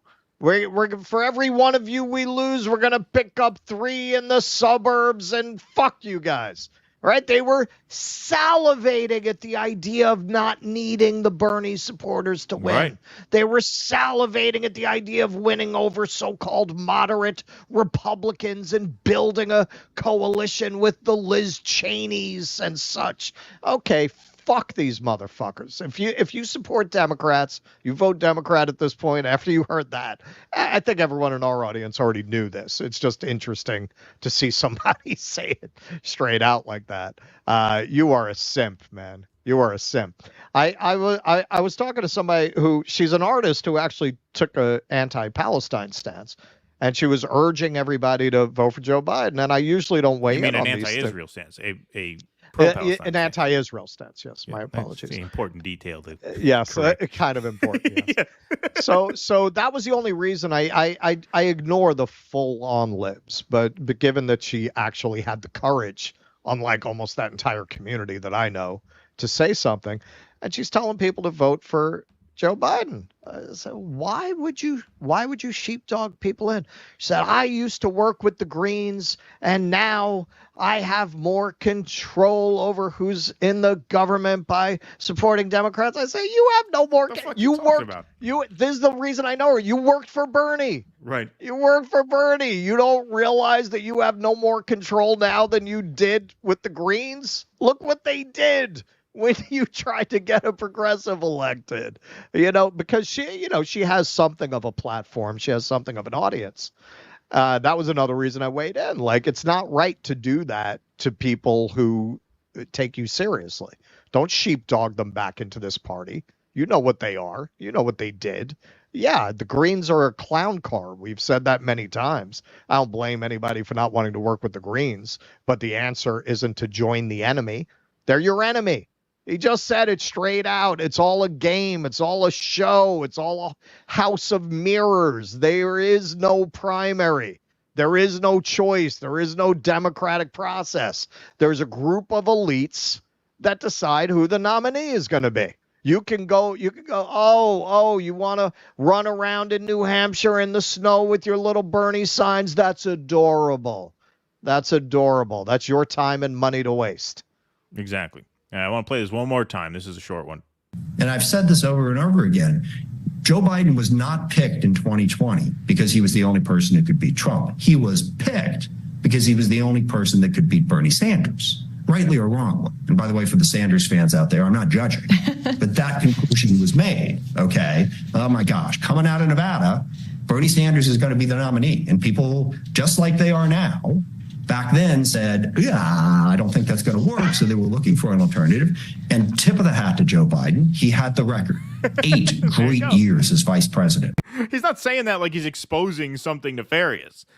He's saying these are the same people who had your back, and now you're smearing them as elites. Right? That's his beef. His beef isn't what happened. His beef is that Joe Biden turned on those people. This is just amazing. It's amazing, the arrogance to just openly say our voters don't decide. We all knew that, but they've all taken great pains to deny it. Right.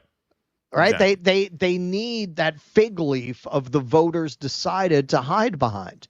We had a primary and people chose Joe Biden. That's the illusion they maintain. And he's just saying, no. Yeah, what you thought happened? Yeah, that's exactly what happened. And that's exactly what's happening now. Yeah, indeed. GHU 81, IDF tortured someone with Down syndrome with attack dogs after they took over his house in a refugee camp before executing him in front of family. Reason brother took him away. Yeah, that's a horrible. I have not seen that. Reason brother was a journalist, and it was Shujaya refugee camp in northern Gaza. Thank you, GHU. Word on the street is Obama had a phone call with the Lord Almighty himself to tell Joe that it's over. Yes, that's what they're going to need to do.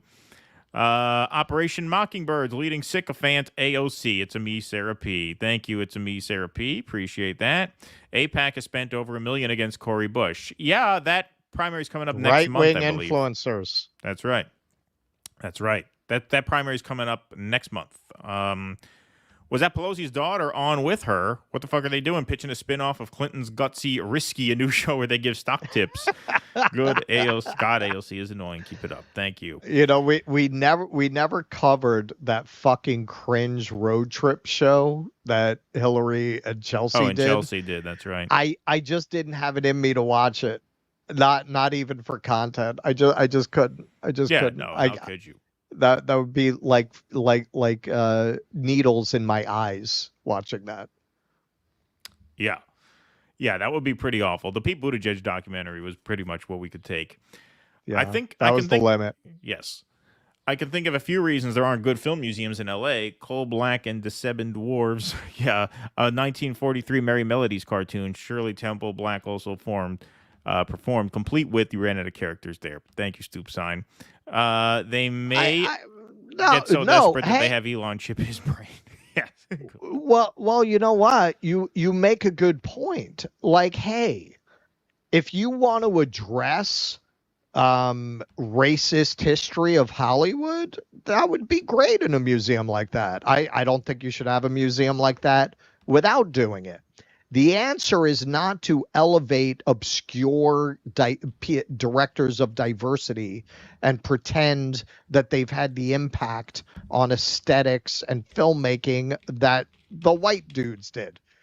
Yes, because Hollywood discriminated against other voices. That's the reason. But the answer is not to create a make-believe museum where the world did not work that way at that time. Yeah. My friend Justin went to that museum when it first opened. It was like one of the first days it opened, and he was underwhelmed by it. The fact that progressives can't rally around a candidate in this election is the most pathetic display of pure cynicism and lack of leadership. You have 3 anti-war candidates. Pick one. Who are the 3 anti-war candidates? Anti-war. Jill Stein. Oh, you mean Marianne? Well, no, Marianne, they're out. You're talking about Jill Stein, Cornel West, and Claudia de la Cruz. I mean, none of them are on enough ballots. They say Jill Stein's on enough ballots for 270 votes. Yeah, I mean, where? Come on, there's no organization there. There's just no organization there. They blew it. They blew it. It was a horrible. It was a catastrophic, just choke. And you know, I mean, can't this vote was the for opportunity. Stein in New York State. I can't vote for her here. I would vote for her here if I could. I still say I would, but Dave but Chappelle again. Exactly. The same right-wing influence that is involved in a Democratic primary, yes, good point, like Hillary Clinton, James Clyburn, and other establishment Dems, along with AIPAC, to take you out, but still bow down. Indeed. Kuznetsky Bassane, the emperor has no dose. Thank you, Kuznetsky Bassane. November 16, Hillary blamed Russia, and the rest is history. Thank you very much. Yeah, there was a Jill Stein and Jamie Harrison, the DNC chair. They went back and forth on Twitter yesterday. It was funny, and I chimed in. It was funny how he called her a joke. He said, your campaign is a joke. And I tweeted back at him. I said, her campaign is a joke. I said, your guy is a segregationist corpse who can't make a phone call to MSNBC without embarrassing himself and everyone who supports him. Like, you're going to say some other campaign is a joke? Really? This is the biggest joke. This Biden campaign is the biggest joke in modern political history. Her campaign's a joke. I mean, I think her campaign, I wouldn't call it a joke. I would say it's unserious. It's not important enough to be a joke. It's deeply unserious. I wish it were important enough to be a joke, but unfortunately, it's not. And I wish it were. I do. But that is what it is. But if there, we wish it rose to the level of joke. That's true. I wish it rose to the level of joke. But for anybody backing Joe Biden to be making fun of anybody else's campaign right now is quite rich. That is quite rich. So I chimed in on her defense. I chimed in to her defense anyway. Biden won't drop out because if he's gone, Hunter goes to prison. Come on, they can't cut some kind of deal. I mean, come on. You're telling me they can't pardon him before he leaves. They pardon him before he leaves. Come on. I mean, they could work something out. There's got to be something they can work out. You know, I don't buy that there's no way to get him out. Hey, Bill, how'd you pardon all those people on the way out? I got to pardon exactly. That's all you got to do. Just pardon him. They're not asking him to step down from the presidency. They're just asking him to withdraw his candidacy. Actual lefties need to be willing to take the blame for Trump's victory. I agree. Too many people acted cowardly after 2016. Drink those woke lib cosplay left tears with joy. Yes, absolutely. I always say blame is not blame. Blame is credit. Blame in politics is credit. When you're blamed, that's a flex. That means they're acknowledging your power. Hit that like button, my fellow dissidents. I need some Iron Maiden this morning. Yeah, that's right. Where are we at in terms of the 666? We're only at 212 on Rumble. We could fix that right now. You just guys got to hit that like button. I don't know where we're at on YouTube. Got to let us know in the chat. Where are we in the chat? Are we at 666 in the chat? We should be there. If we're there, type 666 in the chat. Shina Billy. Hunter is the now de facto chief of staff. He isn't getting pardoned if Biden isn't president. Trial starts in September. Lights crack pipe. They could just pardon him on the way out. Wolves is the new upcoming movie. Oh, okay. Something I haven't heard of. Hey, you know what movie looks really good? Gilgamesh brought it up last time, where the Nicolas Cage serial killer movie, Long Legs, that's supposed to be really good. That comes out on Friday. That comes out tomorrow. That's from the director who did that really trippy, like Hansel and Gretel movie, which I never saw, but it looked interesting. Okay. I forget the guy's name. Oz Perkins, I think, is the guy's name. But yeah, that looks like a good one. It's getting very good reviews. So maybe I'll sneak out and go see that. Alrighty. We got plenty more super chats and Rumble rants to get to, but we also have I a few said more 665. 665? Is that where we're at? And then somebody else says 1K. We're 1K likes or 665? Let me take a look here. I'll turn the volume down on my phone. We got 2K watching. We are at 1K likes. Yep, we got it. So you can hit that. That's right. We are at 1,000 likes. Beautiful. How do you like that? We made it. We made it. There we go. All right. Only the right-hand path, though. Excellent. Yes. All right. Here we go. We heard back from Maiden's publicist. He says they don't do that kind of thing because they get too many requests. He said, fuck you anyway. Yeah, fuck you. Now I'm not coming to the concert. No, I'm not coming to the concert. I'm gonna start playing Billie Jean when we hit 666. Yeah, yeah, right, exactly. Ken Texican, what it all means, hard to say, but it appears Kentucky native Yellow Dog Democrat George Clooney was humping Joe's leg 3 weeks ago, then raised the leg to piss on Joe in the New York Times op-ed. Yep, change of tune there. Thank you, Ken Texican. Appreciate that. All right, we got a few more segments. Russell, this one is yours. Okay. Snuck up on me there. All right. We have not covered this subject in a while, but you do have some interesting news on the transgender medicine front. Now, a lot of people, when you bring up that this is going to go down in history like lobotomy as one of those great crimes of the medical industry and one of those terrible mistakes. What about all of these medical associations? Now, if you've read, for example, Deborah So's book, The End of Gender, you know that a lot of what is passing itself off as science is actually activism, where people who are willing to toe the line with gender ideology get the grants and get to do the studies. You get the money and you get the tenure if you're willing to cherry pick data to produce the results that you want. And if you're not willing to go along, you get tremendous pressure from outside activist organizations that should have no say in the production of scientific findings. But as anybody who's really paid attention to this knows, that's not how it goes.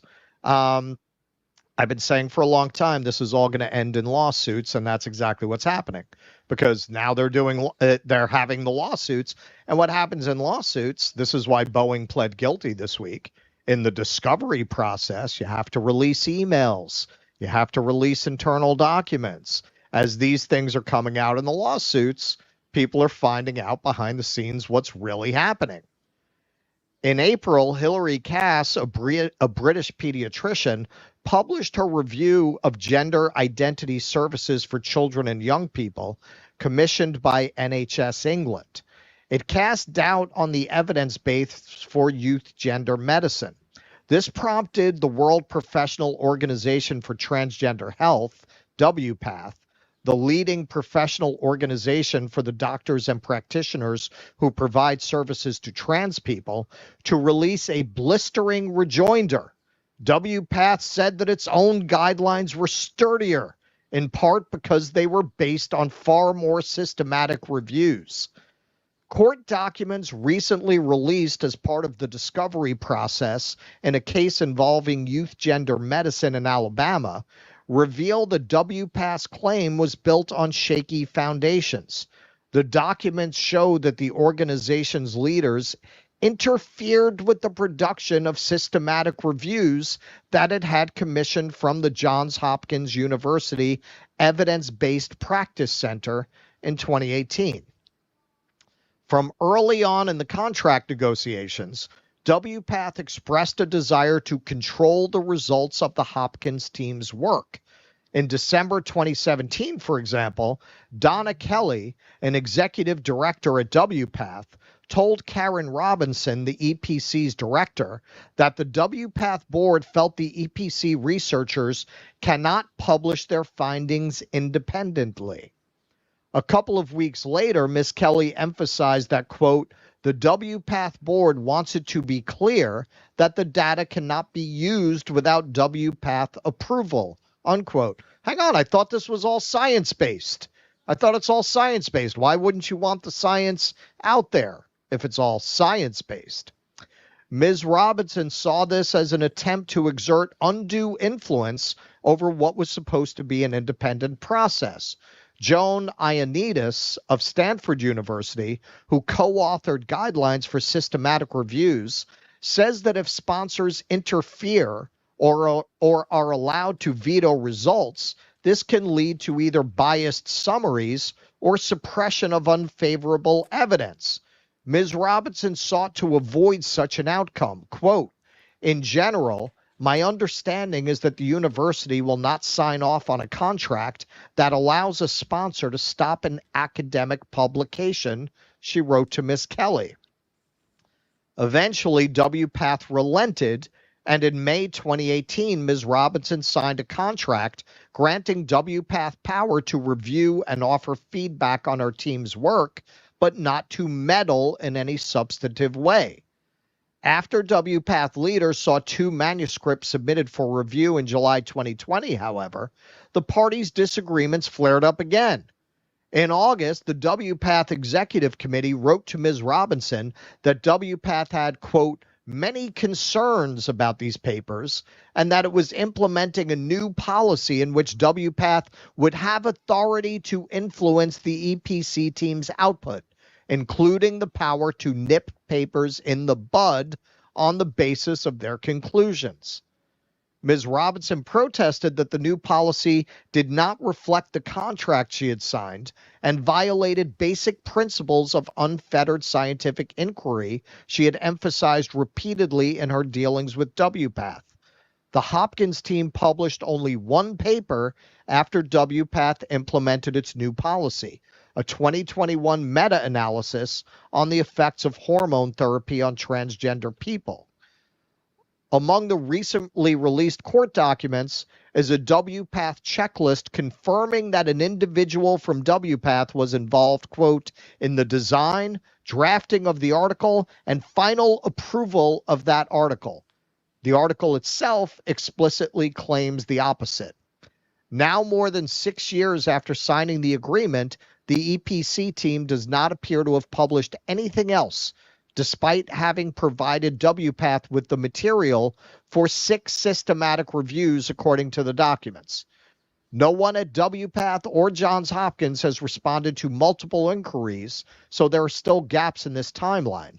But an email in October 2020 from WPATH figures, including its incoming president at the time, Walter Bowman, to the Working Group on Guidelines, made clear what sort of science WPATH did and did not want published. Research must be, quote, thoroughly scrutinized and reviewed to ensure that publication does not negatively affect the provision of transgender health in the broadest sense, unquote. Mr. Bowman and one other co-author of that email have been named to a World Health Organization advisory board tasked with developing best practices for transgender medicine. Another document recently unsealed shows that Rachel Levine, a trans woman who is Assistant Secretary for Health, succeeded in pressing WPATH to remove minimum ages for the treatment of children from its 2022 standards of care. Dr. Levine's office has not commented. Questions remain unanswered, but none of this helps WPATH's claims to be an organization that bases its recommendations on science. All right, so there you go. This is defining for the entire field of gender medicine. You have activists through, and this is kind of giving you an inside view of the inner workings of how this happens, but they are putting enormous pressure on organizations that do studies not to release studies whose findings they do not like. And when you get a study like that, as Hillary Cass did for the NHS, they try to brand it as right-wing. They try to personally attack the authors. They attack the methodology of the study. But when they tell you, look, all of these organizations agree, well, this is why. This is why. This is what's happening behind the scenes. Wherever, in every country where their health systems have not been completely overrun by activists, and they've done a meta-analysis. They have concluded that the evidence base for transgender medicine is extremely weak, particularly in children. And they have universally concluded, as they did in England, that the risks are not justified by the very weak evidence base. And now we can see why. Why do you have this push to medicalize what in many cases is unrelated mental illness that is not even gender dysphoria, which is a genuine condition, but autism? Many of the people diagnosed with gender dysphoria today are actually autistic. Why there is this push is the subject of much speculation. But is it that progressives or liberals need to have a battle to justify their own existence? And once gay marriage and such got passed, well, they had to push into an area that would get pushback. A lot of not-for-profits make their money off ginning up outrage around resistance. Is that it? Is it something more nefarious? Is it part of a Davos objective to population control? I can't answer that, even based on all the research I've done. But what I can tell you is this is one of the most insane abuses of the health systems that I've ever seen. And as I've mentioned, it most evokes the satanic panic of the 80s. And it's going to end the same way with lawsuits like this. There's actually a case now going to the Supreme Court. Well, lawsuits that are not settled, evidence becomes public, right? And so I guess I guess if there are enough of them and not all of them get settled, that's where these sort of evidence leaks come from. I mean, it's a leak in the sense that it becomes public. It becomes a matter of the public information. Right. Whereas if it's settled, that never comes to light. But I guess if there are enough of them, excuse me, if there are enough of them, then, certain ones that are not settled will have the evidence out there that you can actually look into what is being litigated. Well, that's the thing. Well, not only can they not afford to settle, but there are certain people who want the evidence out, so they won't accept it. Like, there are certain people who probably don't need the money. There are certain people who are probably pursuing these lawsuits to make the point, right? Yes, who are not going to settle because the point of pursuing the lawsuit is to get the information out. And so, this is something that you said was going to be happening a couple years ago, and I'm sure long prior to that, but for as long as we've had the show here, that's what you've been saying. Now, in terms of causes to champion, I think times are getting so severe.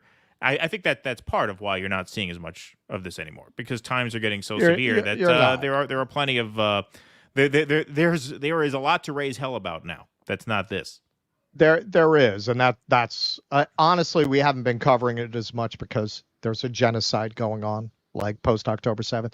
It is also because I feel more that the tide is turning. So the urgency is not as great as I felt it was when these people were winning the argument, or at least they were the most prominent voices in the argument. It's turning back in the other direction because of things like this, because it was never based in evidence. And that was inevitably going to come out. You were going to get all these people whose fucking lives, these poor people whose lives have been destroyed, their bodies have been destroyed, who are going to grow up and sue. Now, what I mean, they can't afford to settle. If they settle, they're giving up the game. They cannot admit wrongdoing. Once they start admitting wrongdoing, the whole edifice of gender ideology falls apart.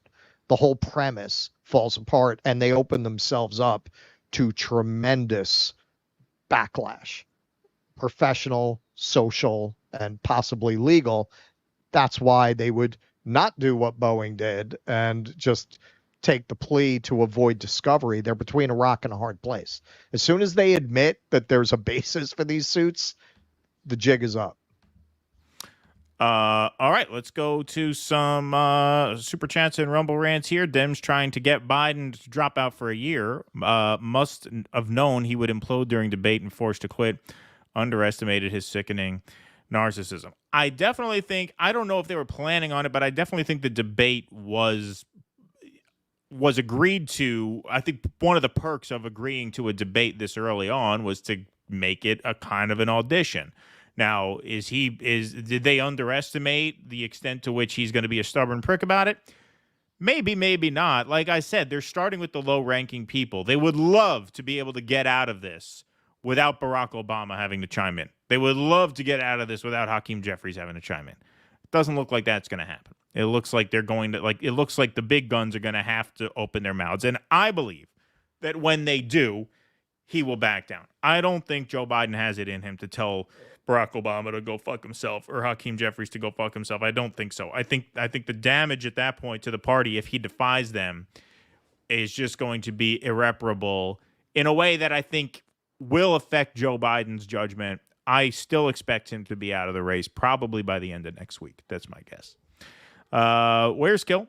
Ironic, because Bernie would have inevitably cucked to the deep state anyway.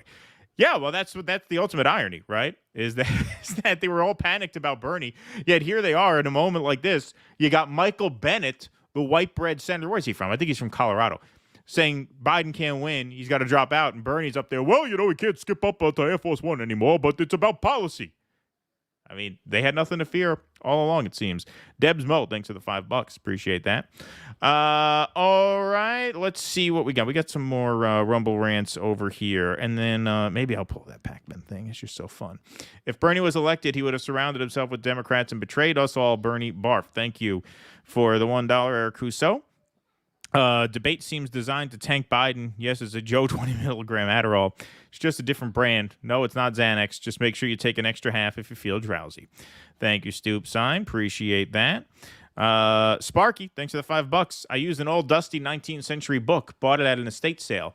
The Book of Clever Super Chats and Useful Party Jokes by Charles Dickens. Thanks, Sparky. Just kidding. Yes, I know. Well, yeah, because you can't copy and paste from a book. You need a spreadsheet on the computer that you can copy and paste from. You need to really create your own app so you can just with one click just copy and paste over. That's it. You'll and start charging. Yes, and start charging. Just kidding. Although I have trouble remembering my own name from day to day, I remember obscure technical details from 40 years ago and a few super chats. Really, you do them all from memory? Is that right? You don't have a spreadsheet. You don't have it written down because you must have it written down somewhere. You must have a spreadsheet because they're word for word the same. Some of them I memorize word for word. Oops, did I just erase one of yours, Sparky? I apologize. I may have just erased one of yours by accident. I apologize if that happened. I'm not sure it did. Weekend of Bernie's 2024. Heartwarming story of the DNC realizing that Bernie was the better choice while wheeling out Joe B's corpse. Thank you, Billy. Dodger 12. More Sparky chats, please.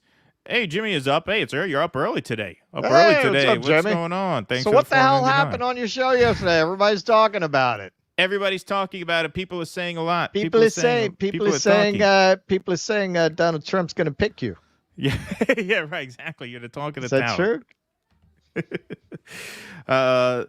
Thank you for that. Let's see here. Ken Texican, government censoring on YouTube at new level, so I had to shift to Rumble midstream. Oh, truth, where art thou? Where art thou? Says Clooney surrogate. Anyway, could I get a $50 cowbell or some Menachem? Yeah, we'll give you the $50 cowbell. You've hit that. Let's give Texican a cowbell. Thank you, Ken. Appreciate that.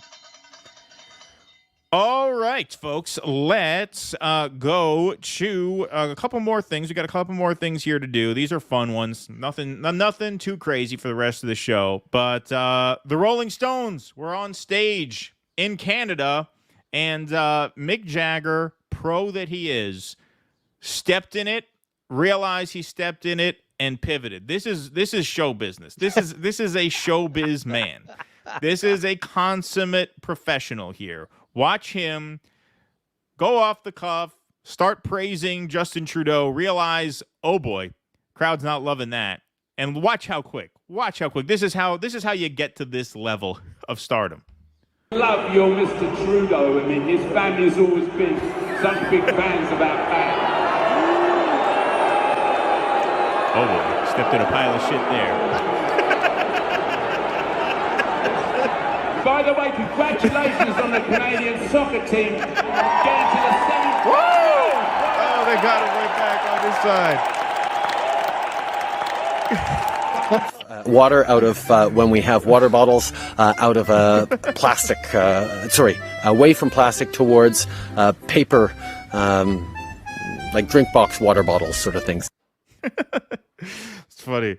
That is great. Let's well, I think we found our co-host for your paternity leave. Yeah, this is the guy. He's got this skills. Is the guy you want here. We love your skills. Mr. Trudeau. I mean, his family's always been such big fans of our band.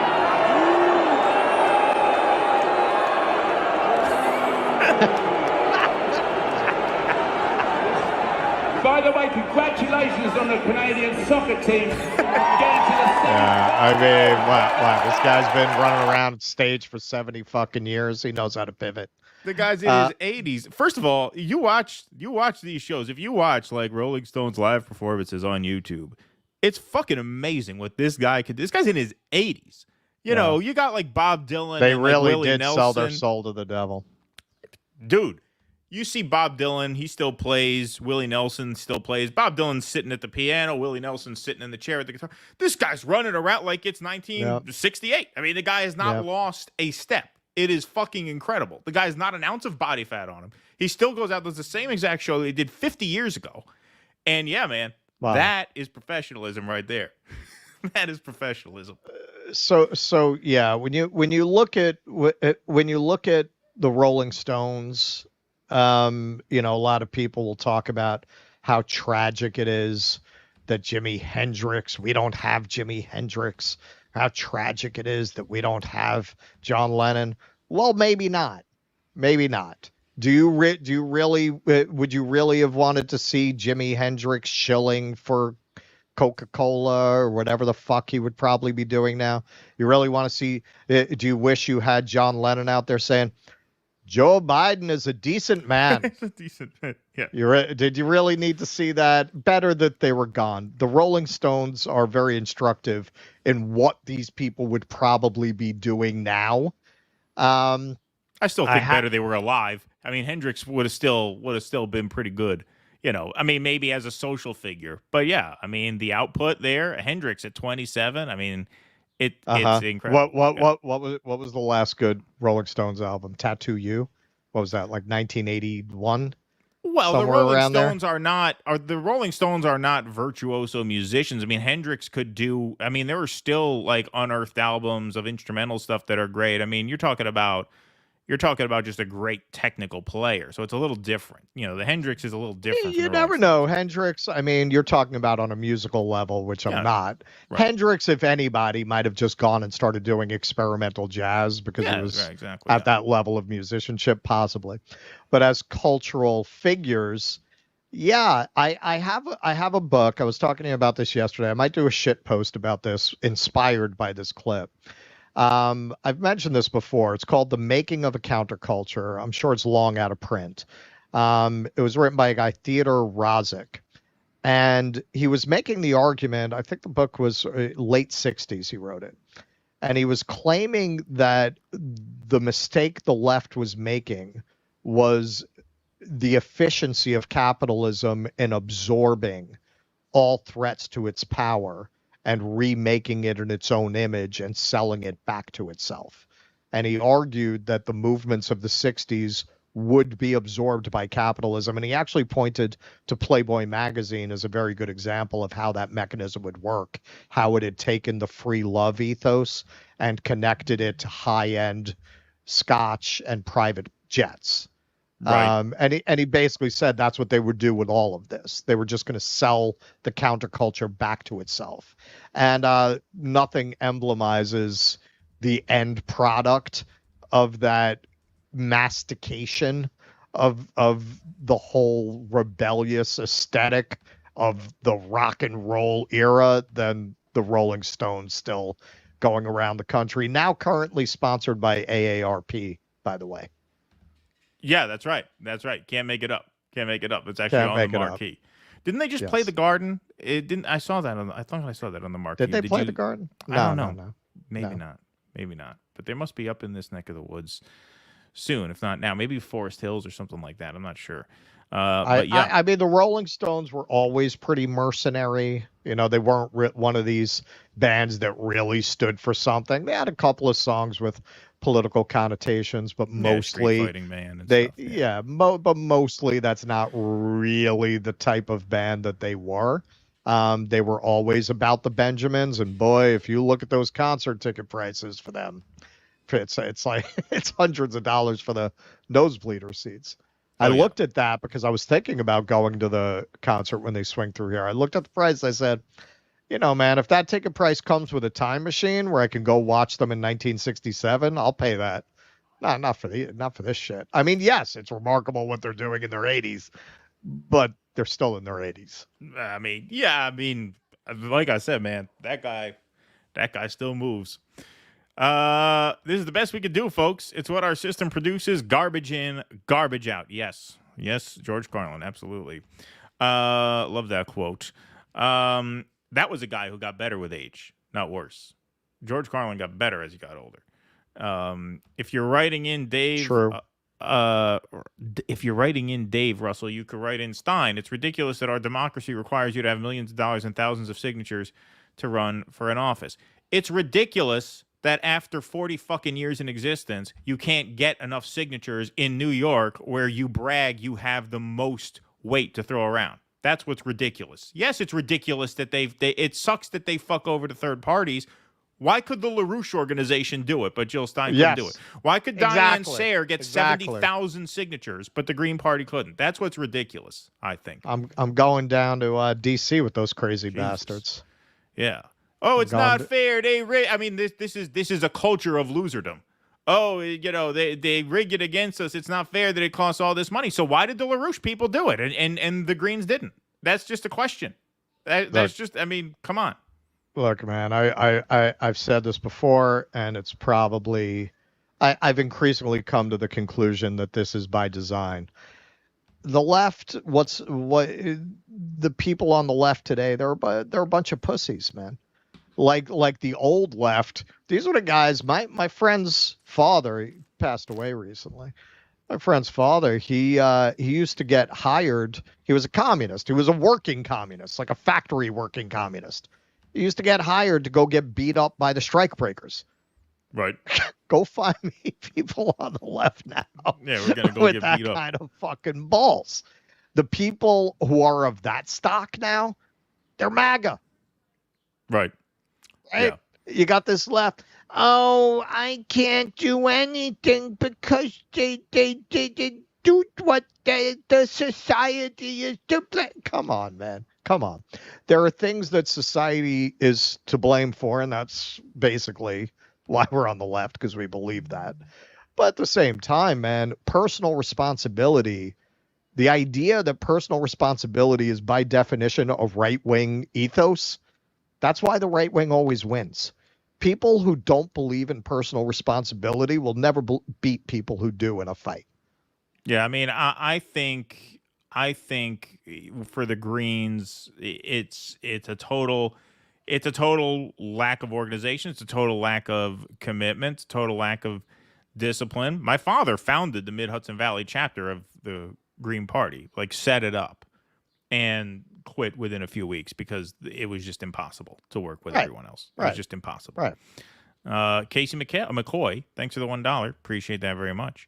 Here we go. It's a me, Sarah P. Fucking Sparky bringing us all joy. Thanks, Sparky. Thanks, DD dudes. Thank you. It's a me, Sarah P. Appreciate that very much. Okay. The more I think about it, says Miserable Lib Texas, setting up such an unprecedented early summer debate with Biden had to have been a plot by some Dem operatives that wanted him out. I think that is part of why they agreed to it, for sure. Woke, watch Brokeback Mountain with the sound down, turn up and listen to Black Sabbath, Fairies Wear Boots. Thank you. Feels love. Brokeback Mountain is a terrific movie. I use a clipboard for the word ones. Oh, so you do. Yes, all right. So that's all I'm saying. Yeah. I'm not saying you don't write any originals now, but you got to have a library of the ones that you recycle stored. You can't have all that memorized. Although, who knows? Maybe you can. I mean, I do. And all I do is read them. I don't even send them. Mick said fans of our band. Oh, yes, that is correct. Yeah, that's true. Auto caption corrupted it as pack. That is true. He did say that they're fans of the band, not fans of the pack. I was wondering what the fuck he was talking about. Yeah, like no, the Rolling Stones have a pack? What? No, I meant to say that in the segment, and I didn't. I'm going to have to put that in as a title underneath when we put the video out. So thank you for that. Good catch, because I meant to catch that. I did catch it, and I meant to say it, but it slipped past me. Just let me qualify, because I stirred up a little conversation like I do. When I say the right always wins, I mean in this country. I don't mean worldwide throughout history. I don't even mean in this country throughout history. I mean over the last several decades. Because the left has become what I'm describing. Weak. Here we go. Sorry. Just going to copy and paste that. RB Ham. Tune into RB Ham Beyond the Pale on Rumble tonight at 8 p.m. Eastern. Guest Colleen Rowley, 9/11 FBI whistleblower and peace activist. We'll also be discussing her involvement with the Gaza flotilla. Yeah, we're going to be on RB Ham's show next week. We'll announce a specific thing on Sunday, but we're going to be guesting on RB Ham's show. So yes, follow that over on Rumble, our friend and supporter. Win a 2 leave rate. Context: Mick Jagger had his way with Margaret Trudeau way back when. Is that true? I didn't know that. I mean, it's possible. I mean, it's mathematically likely. I mean, it's mathematically likely that if you are a woman of a certain age, you've been in bed with Mick Jagger. I think that's better than 50-50 odds at this point. Probably, yeah. He's the Genghis Khan of our times. One day, everyone's going to be descended from Mick Jagger. Everyone will be descended from Mick Jagger. Trudeau, get your drink box. Keaton, shut up and get your fucking shine box. Thank you, Billy Dink. The Poppy never let Keith Richards down. Thank you. Mick Jagger began his entertainment career as a lad demonstrating exercise and athleticism on his father, fitness instructor's TV show. Yeah, that guy is just a machine. He's a machine. I knew a studio musician who recorded on one of the 80 Stones albums, I think it was Dirty Work. He recorded on that album, just laid a track. And he said, Jagger is just a consummate musician. If there's a person put on earth to do one thing, it's that. He says even in the studio, the guy would just come alive like he was on stage. Even when he's laying a vocal track in the studio, he's always performing, always on. Yeah, what's up, bud? Sure, but I gotta finish this up. Can you wait a little while? All right, thanks. They want to go to grandma's. All right, in a minute. I'm almost done. I know these shows are running long now. Basil Beshkov, bomb back better. Thanks for the $10. Appreciate that. All right. Let's do 2 more. Let's do Pac-Man. I feel like we got to do Pac-Man, right? I mean, we got to do it. It's a short one. But before we do Pac-Man, let's go to this. Donald Trump has been laying low a little bit because why not? I mean, when you're coming off of a catastrophic debate performance on your opponent's part, all you really have to do is chill out, keep your mouth shut, and let the opposition implode. But he went on offense at a rally in Florida in which he challenges Joe Biden to 18 rounds of golf, which came up at the debate, and here he is bringing that up once again. I'm also officially challenging Cricket Joe to an 18-hole golf match right here.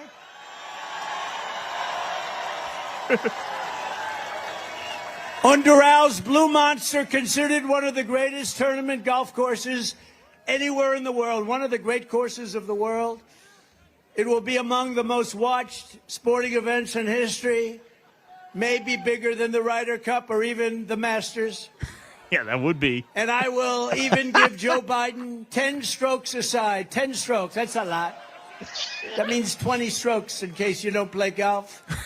I will give him 10 strokes aside, and if he wins, I will give the charity of his choice, any charity that he wants, $1 million. And I'll bet you he doesn't take the offer. You should offer him the $1 million anyway, win or lose. You know, this way he has no excuse not to take it, right? Just say, hey, win or lose, I'll give him $1 million for the PR of shooting 18 holes of golf. I mean, it would last forever. I don't know the rules of golf. At what point in a golf match do you just forfeit the hole? Because I don't think Joe Biden could get the ball. I mean, he would. It would probably take. He wouldn't make it onto the green. No, I mean, now neither would I, to be fair. But yeah, no way.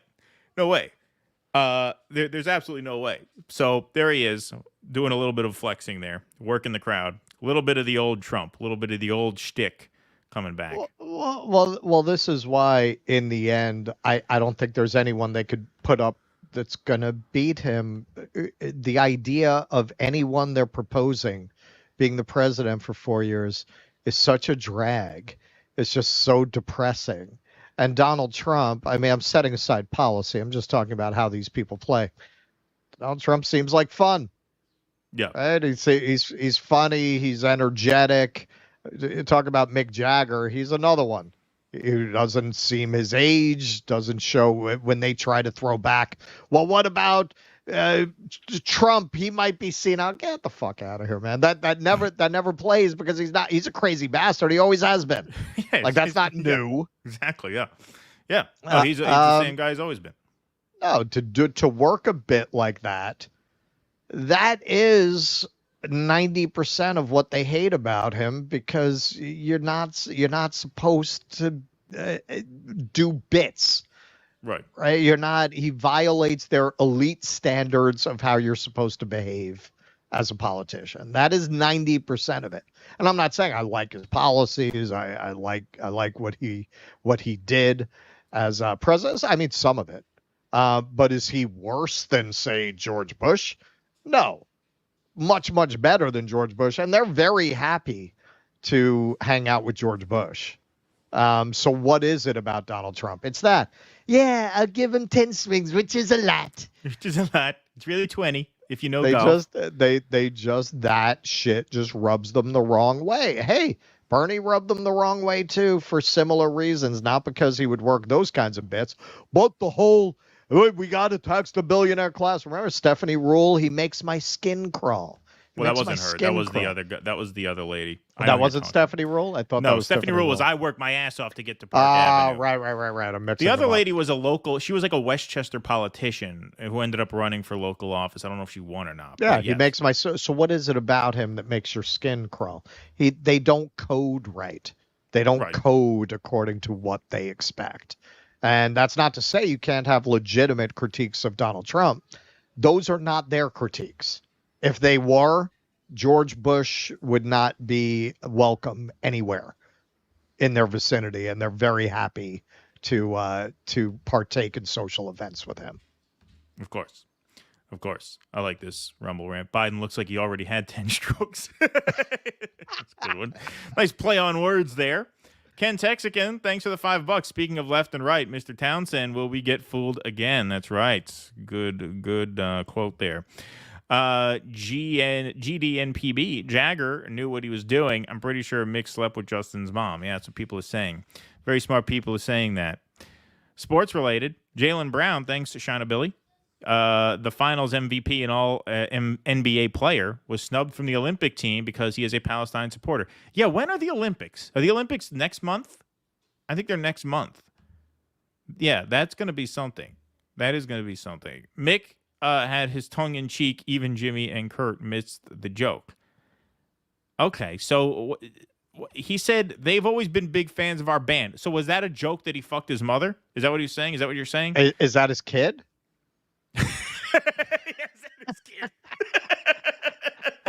So you're saying that when he said that Trudeau's mother was always a big fan of the band, you're saying that he was taunting him?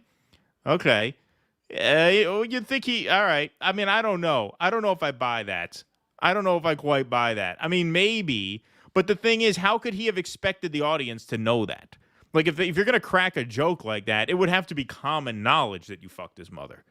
And it's not common knowledge that I mean, maybe it is, and we just don't know it. But apparently the crowd didn't know it either. We're making jokes. Yeah, but if the crowd knew it, they would have laughed. They didn't laugh. They booed. Right? Like maybe it was for the hardcore fans. Maybe. But maybe not the right room for that joke, because most people didn't get it. I understand what you're saying. Should have done it at one of the club gigs. Yeah, exactly. One of the club gigs to make that joke. Yeah, because it didn't play. It didn't play, and he pivoted up. Maybe that's what he meant. Maybe it is. Or maybe he sincerely likes the family. Maybe, his mother, he had a thing with his mother a while back, but maybe they're still friends, and maybe it was sincere. Don't forget, Mick Jagger, I mean, he can make that joke to just about anybody, you know? Pretty much. So, yeah, but that's an interesting theory. All right, now I understand what you're saying. But it didn't look like the crowd got the joke either. So he pivoted off. The Jimmy Dore Show, back again. Thanks for the $4.99, Jimmy. When I was in Canada, I bumped into Trudeau. We were at a meeting of guys who saw the Barbie movie alone. Russell, did you see the Barbie movie alone? You went to see it. Did I? Yes. Did you go? Did you bring a friend? Or did you go alone? To cover it for the show, right? Yeah, to cover it for the show. Yeah. We both saw it for the show. I'm trying to think. Did I go with Jane? I think I probably went alone. So there you go. You're in the club too. Pretty sure. Yeah. You're in the club too. But I went with the wife. Yeah. But I did it for work. Yes, he did it for work. It's a write-off in his case. Ken Texican, speaking of music and Menachem Dobular oldies, if Invincible Czars make it up your way, worth cover for Nutcracker March done up klezmer. Interesting. The Invincible Czars. So that's a band? All right, I'll look them up. Okay. That sounds interesting. All right, why don't we do one more? I think this would be fun. I think the Pac-Man video would be fun to show Russell because he hasn't seen it yet. But this is quite extraordinary. So here's David Pac-Man saying, even if Joe Biden does have Parkinson's, that doesn't matter. I will vote for him anyway. And he goes on to explain that Parkinson's takes a while to really kick in, which is just such a ludicrous thing to say. As if Joe Biden is what? He's not in mid-stage Parkinson's? Who's to say he's in early-stage Parkinson's? You'll see what I mean. This is quite the insane piece of video. Biden has Parkinson's, so what? It makes no difference to me. It would do nothing to dissuade me from voting for him. The progression of Parkinson's disease and these related Parkinsonian disorders, they really vary, but they are typically slow to progress. In the early stages, the first 3 years, you're talking about stiffness and sometimes mild tremors. Minimal impact on daily activities. Almost everyone in the first 3 years can perform whatever tasks they were previously performing. You then get into the middle years, 3 to 7 years, where symptoms get worse. It can take 15 years to get what would be called late-stage Parkinson's. So would it be a big story if the White House were hiding that Joe Biden has Parkinson's? It would. It would.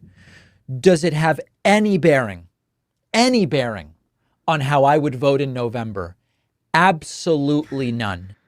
Okay. Dr. Pac-Man.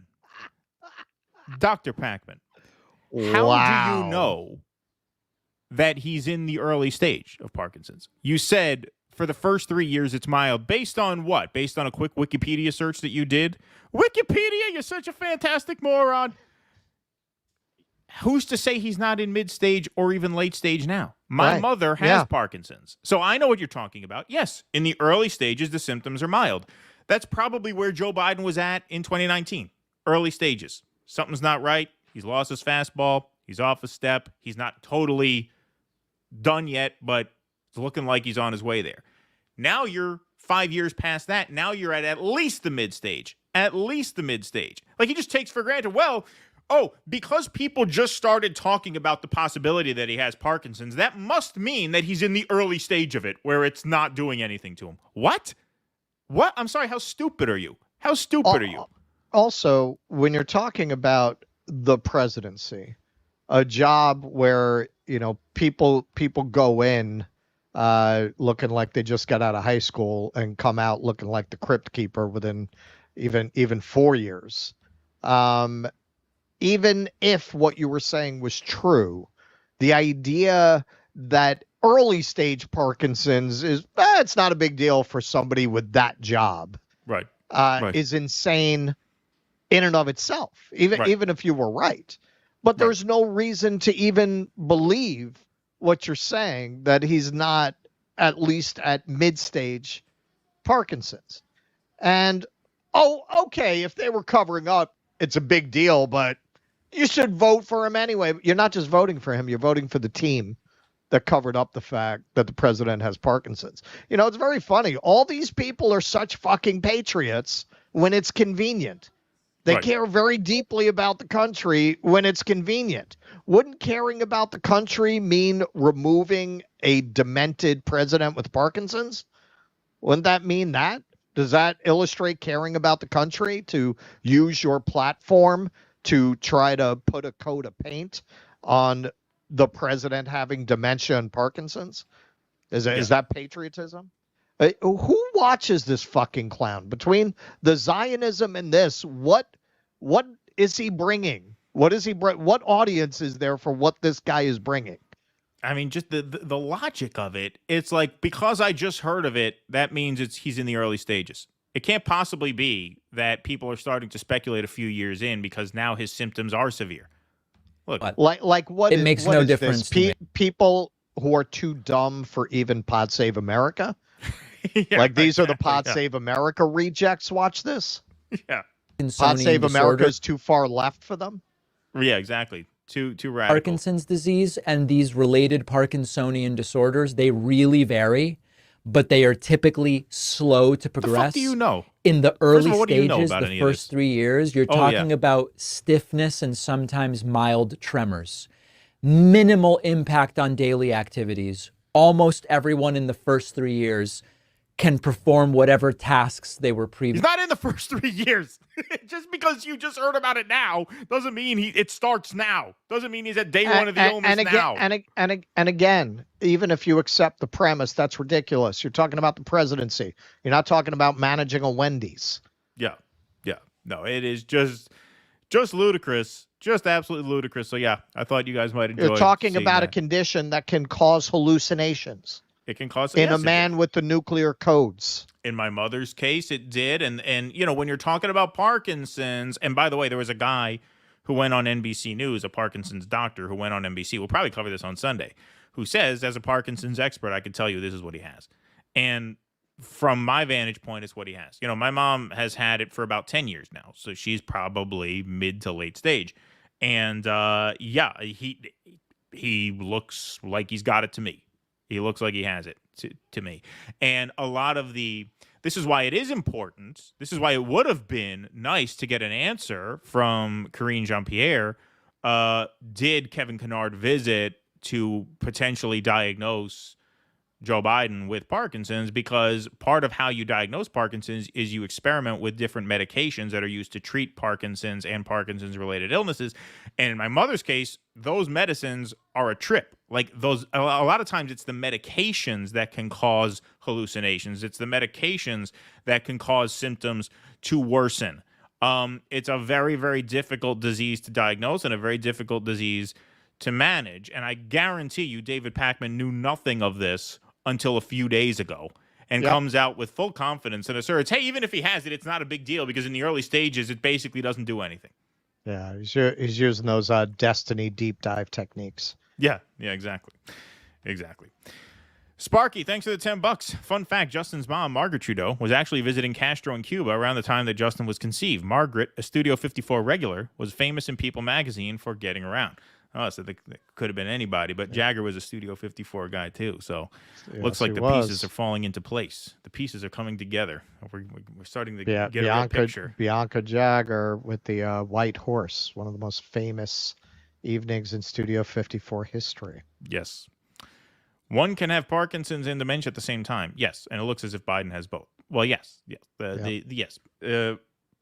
Dementia is basically it basically is a symptom. They basically run hand in hand. Thank you, Susanna. Michael Castillo. John Money was a man who abused and traumatized the Reimer twins. Yep, I know exactly what you're talking about. Yep. The Canadian Ox. Justin's mom hung out with the Stones. She got high with them, and then the RCMP got the Stones kicked out of Canada. Justin's war mother had no punishment. Thank you. A little bitter there. The Canadian Ox. I guess that's where that comes from. Jimmy Dore needs to support free speech and watch on Rumble. You guys should all watch on all platforms. We're on Twitch too. Nobody ever watches us there. I don't know how to work Twitch. We don't understand it. I have no idea how that works. You know, they are, in spite of my prediction, they're doing a Civilization 7, so maybe I can get us a Twitch audience playing it over there when they drop it. Oh, there you go. Yeah, that's what we could do. That might be fun. Yeah, I have no idea how that works. No idea whatsoever. All right, we got a few more Rumble rants coming in. We'll take these on the way out here. Parkinson sufferers can have full-blown audible and visual hallucinations, so the man with the nuclear codes can be having hallucinations is a scary thought. Yes. Yep, that's what Russ said. And a piece. Pac-Man's eyes are so close together, he must lack depth perception. Thank you. I think he looks and sounds just like a friend of mine. It's weird. Let's see here. Fuck Pac-Man can't even eat out the Birthright. I don't know what that means. I mean, I know what it means. I don't know what you're saying. Birthright Israel makes disturbing YouTube videos of all their trips. My Tweaker X did Birthright, developed Parkinson's from meth and bath salts. I never did Birthright. I was never even interested in that. Some people have asked me if I've done that, and I said no. Of course. I mean, why would I? Right, exactly. And that was even before I knew, like, when you do that, you stay in a Israel, kibbutz, right? When you do that, I mean, they put you up in a kibbutz. It seemed extremely unappealing to me. I mean, it never. I mean, I don't really love to travel in general, but yes, no, that was a no. You cross the border into Connecticut. They know you're there. The insects attack you. Yeah, the horseflies attack me. Yeah. Alrighty, folks, we are done for the day, done for the week. Thank you guys very much for being here this morning. Appreciate all of you. Thank you for those super chats. Thank you for those donations, those Rumble rants. We appreciate you all. We will be back on Sunday night. That's July, 15th, 14th, whatever it is, 14th, Sunday at 7 p.m. That is when we will see you all again. Appreciate you all very much for being here. Thanks to our YouTube getting us out. Audience. Yep, Russell's going to get us out. Thanks to our YouTube audience. Thanks to our Rumble audience. Appreciate you all. Hit that like button on the way out. Hit that subscribe button. Hit that follow button on the way out. And we will see you all again on Sunday night at 7 p.m. on all of our platforms. Until then, be safe and be well. Thanks for this morning. Courage! I got to work on that. Please clap.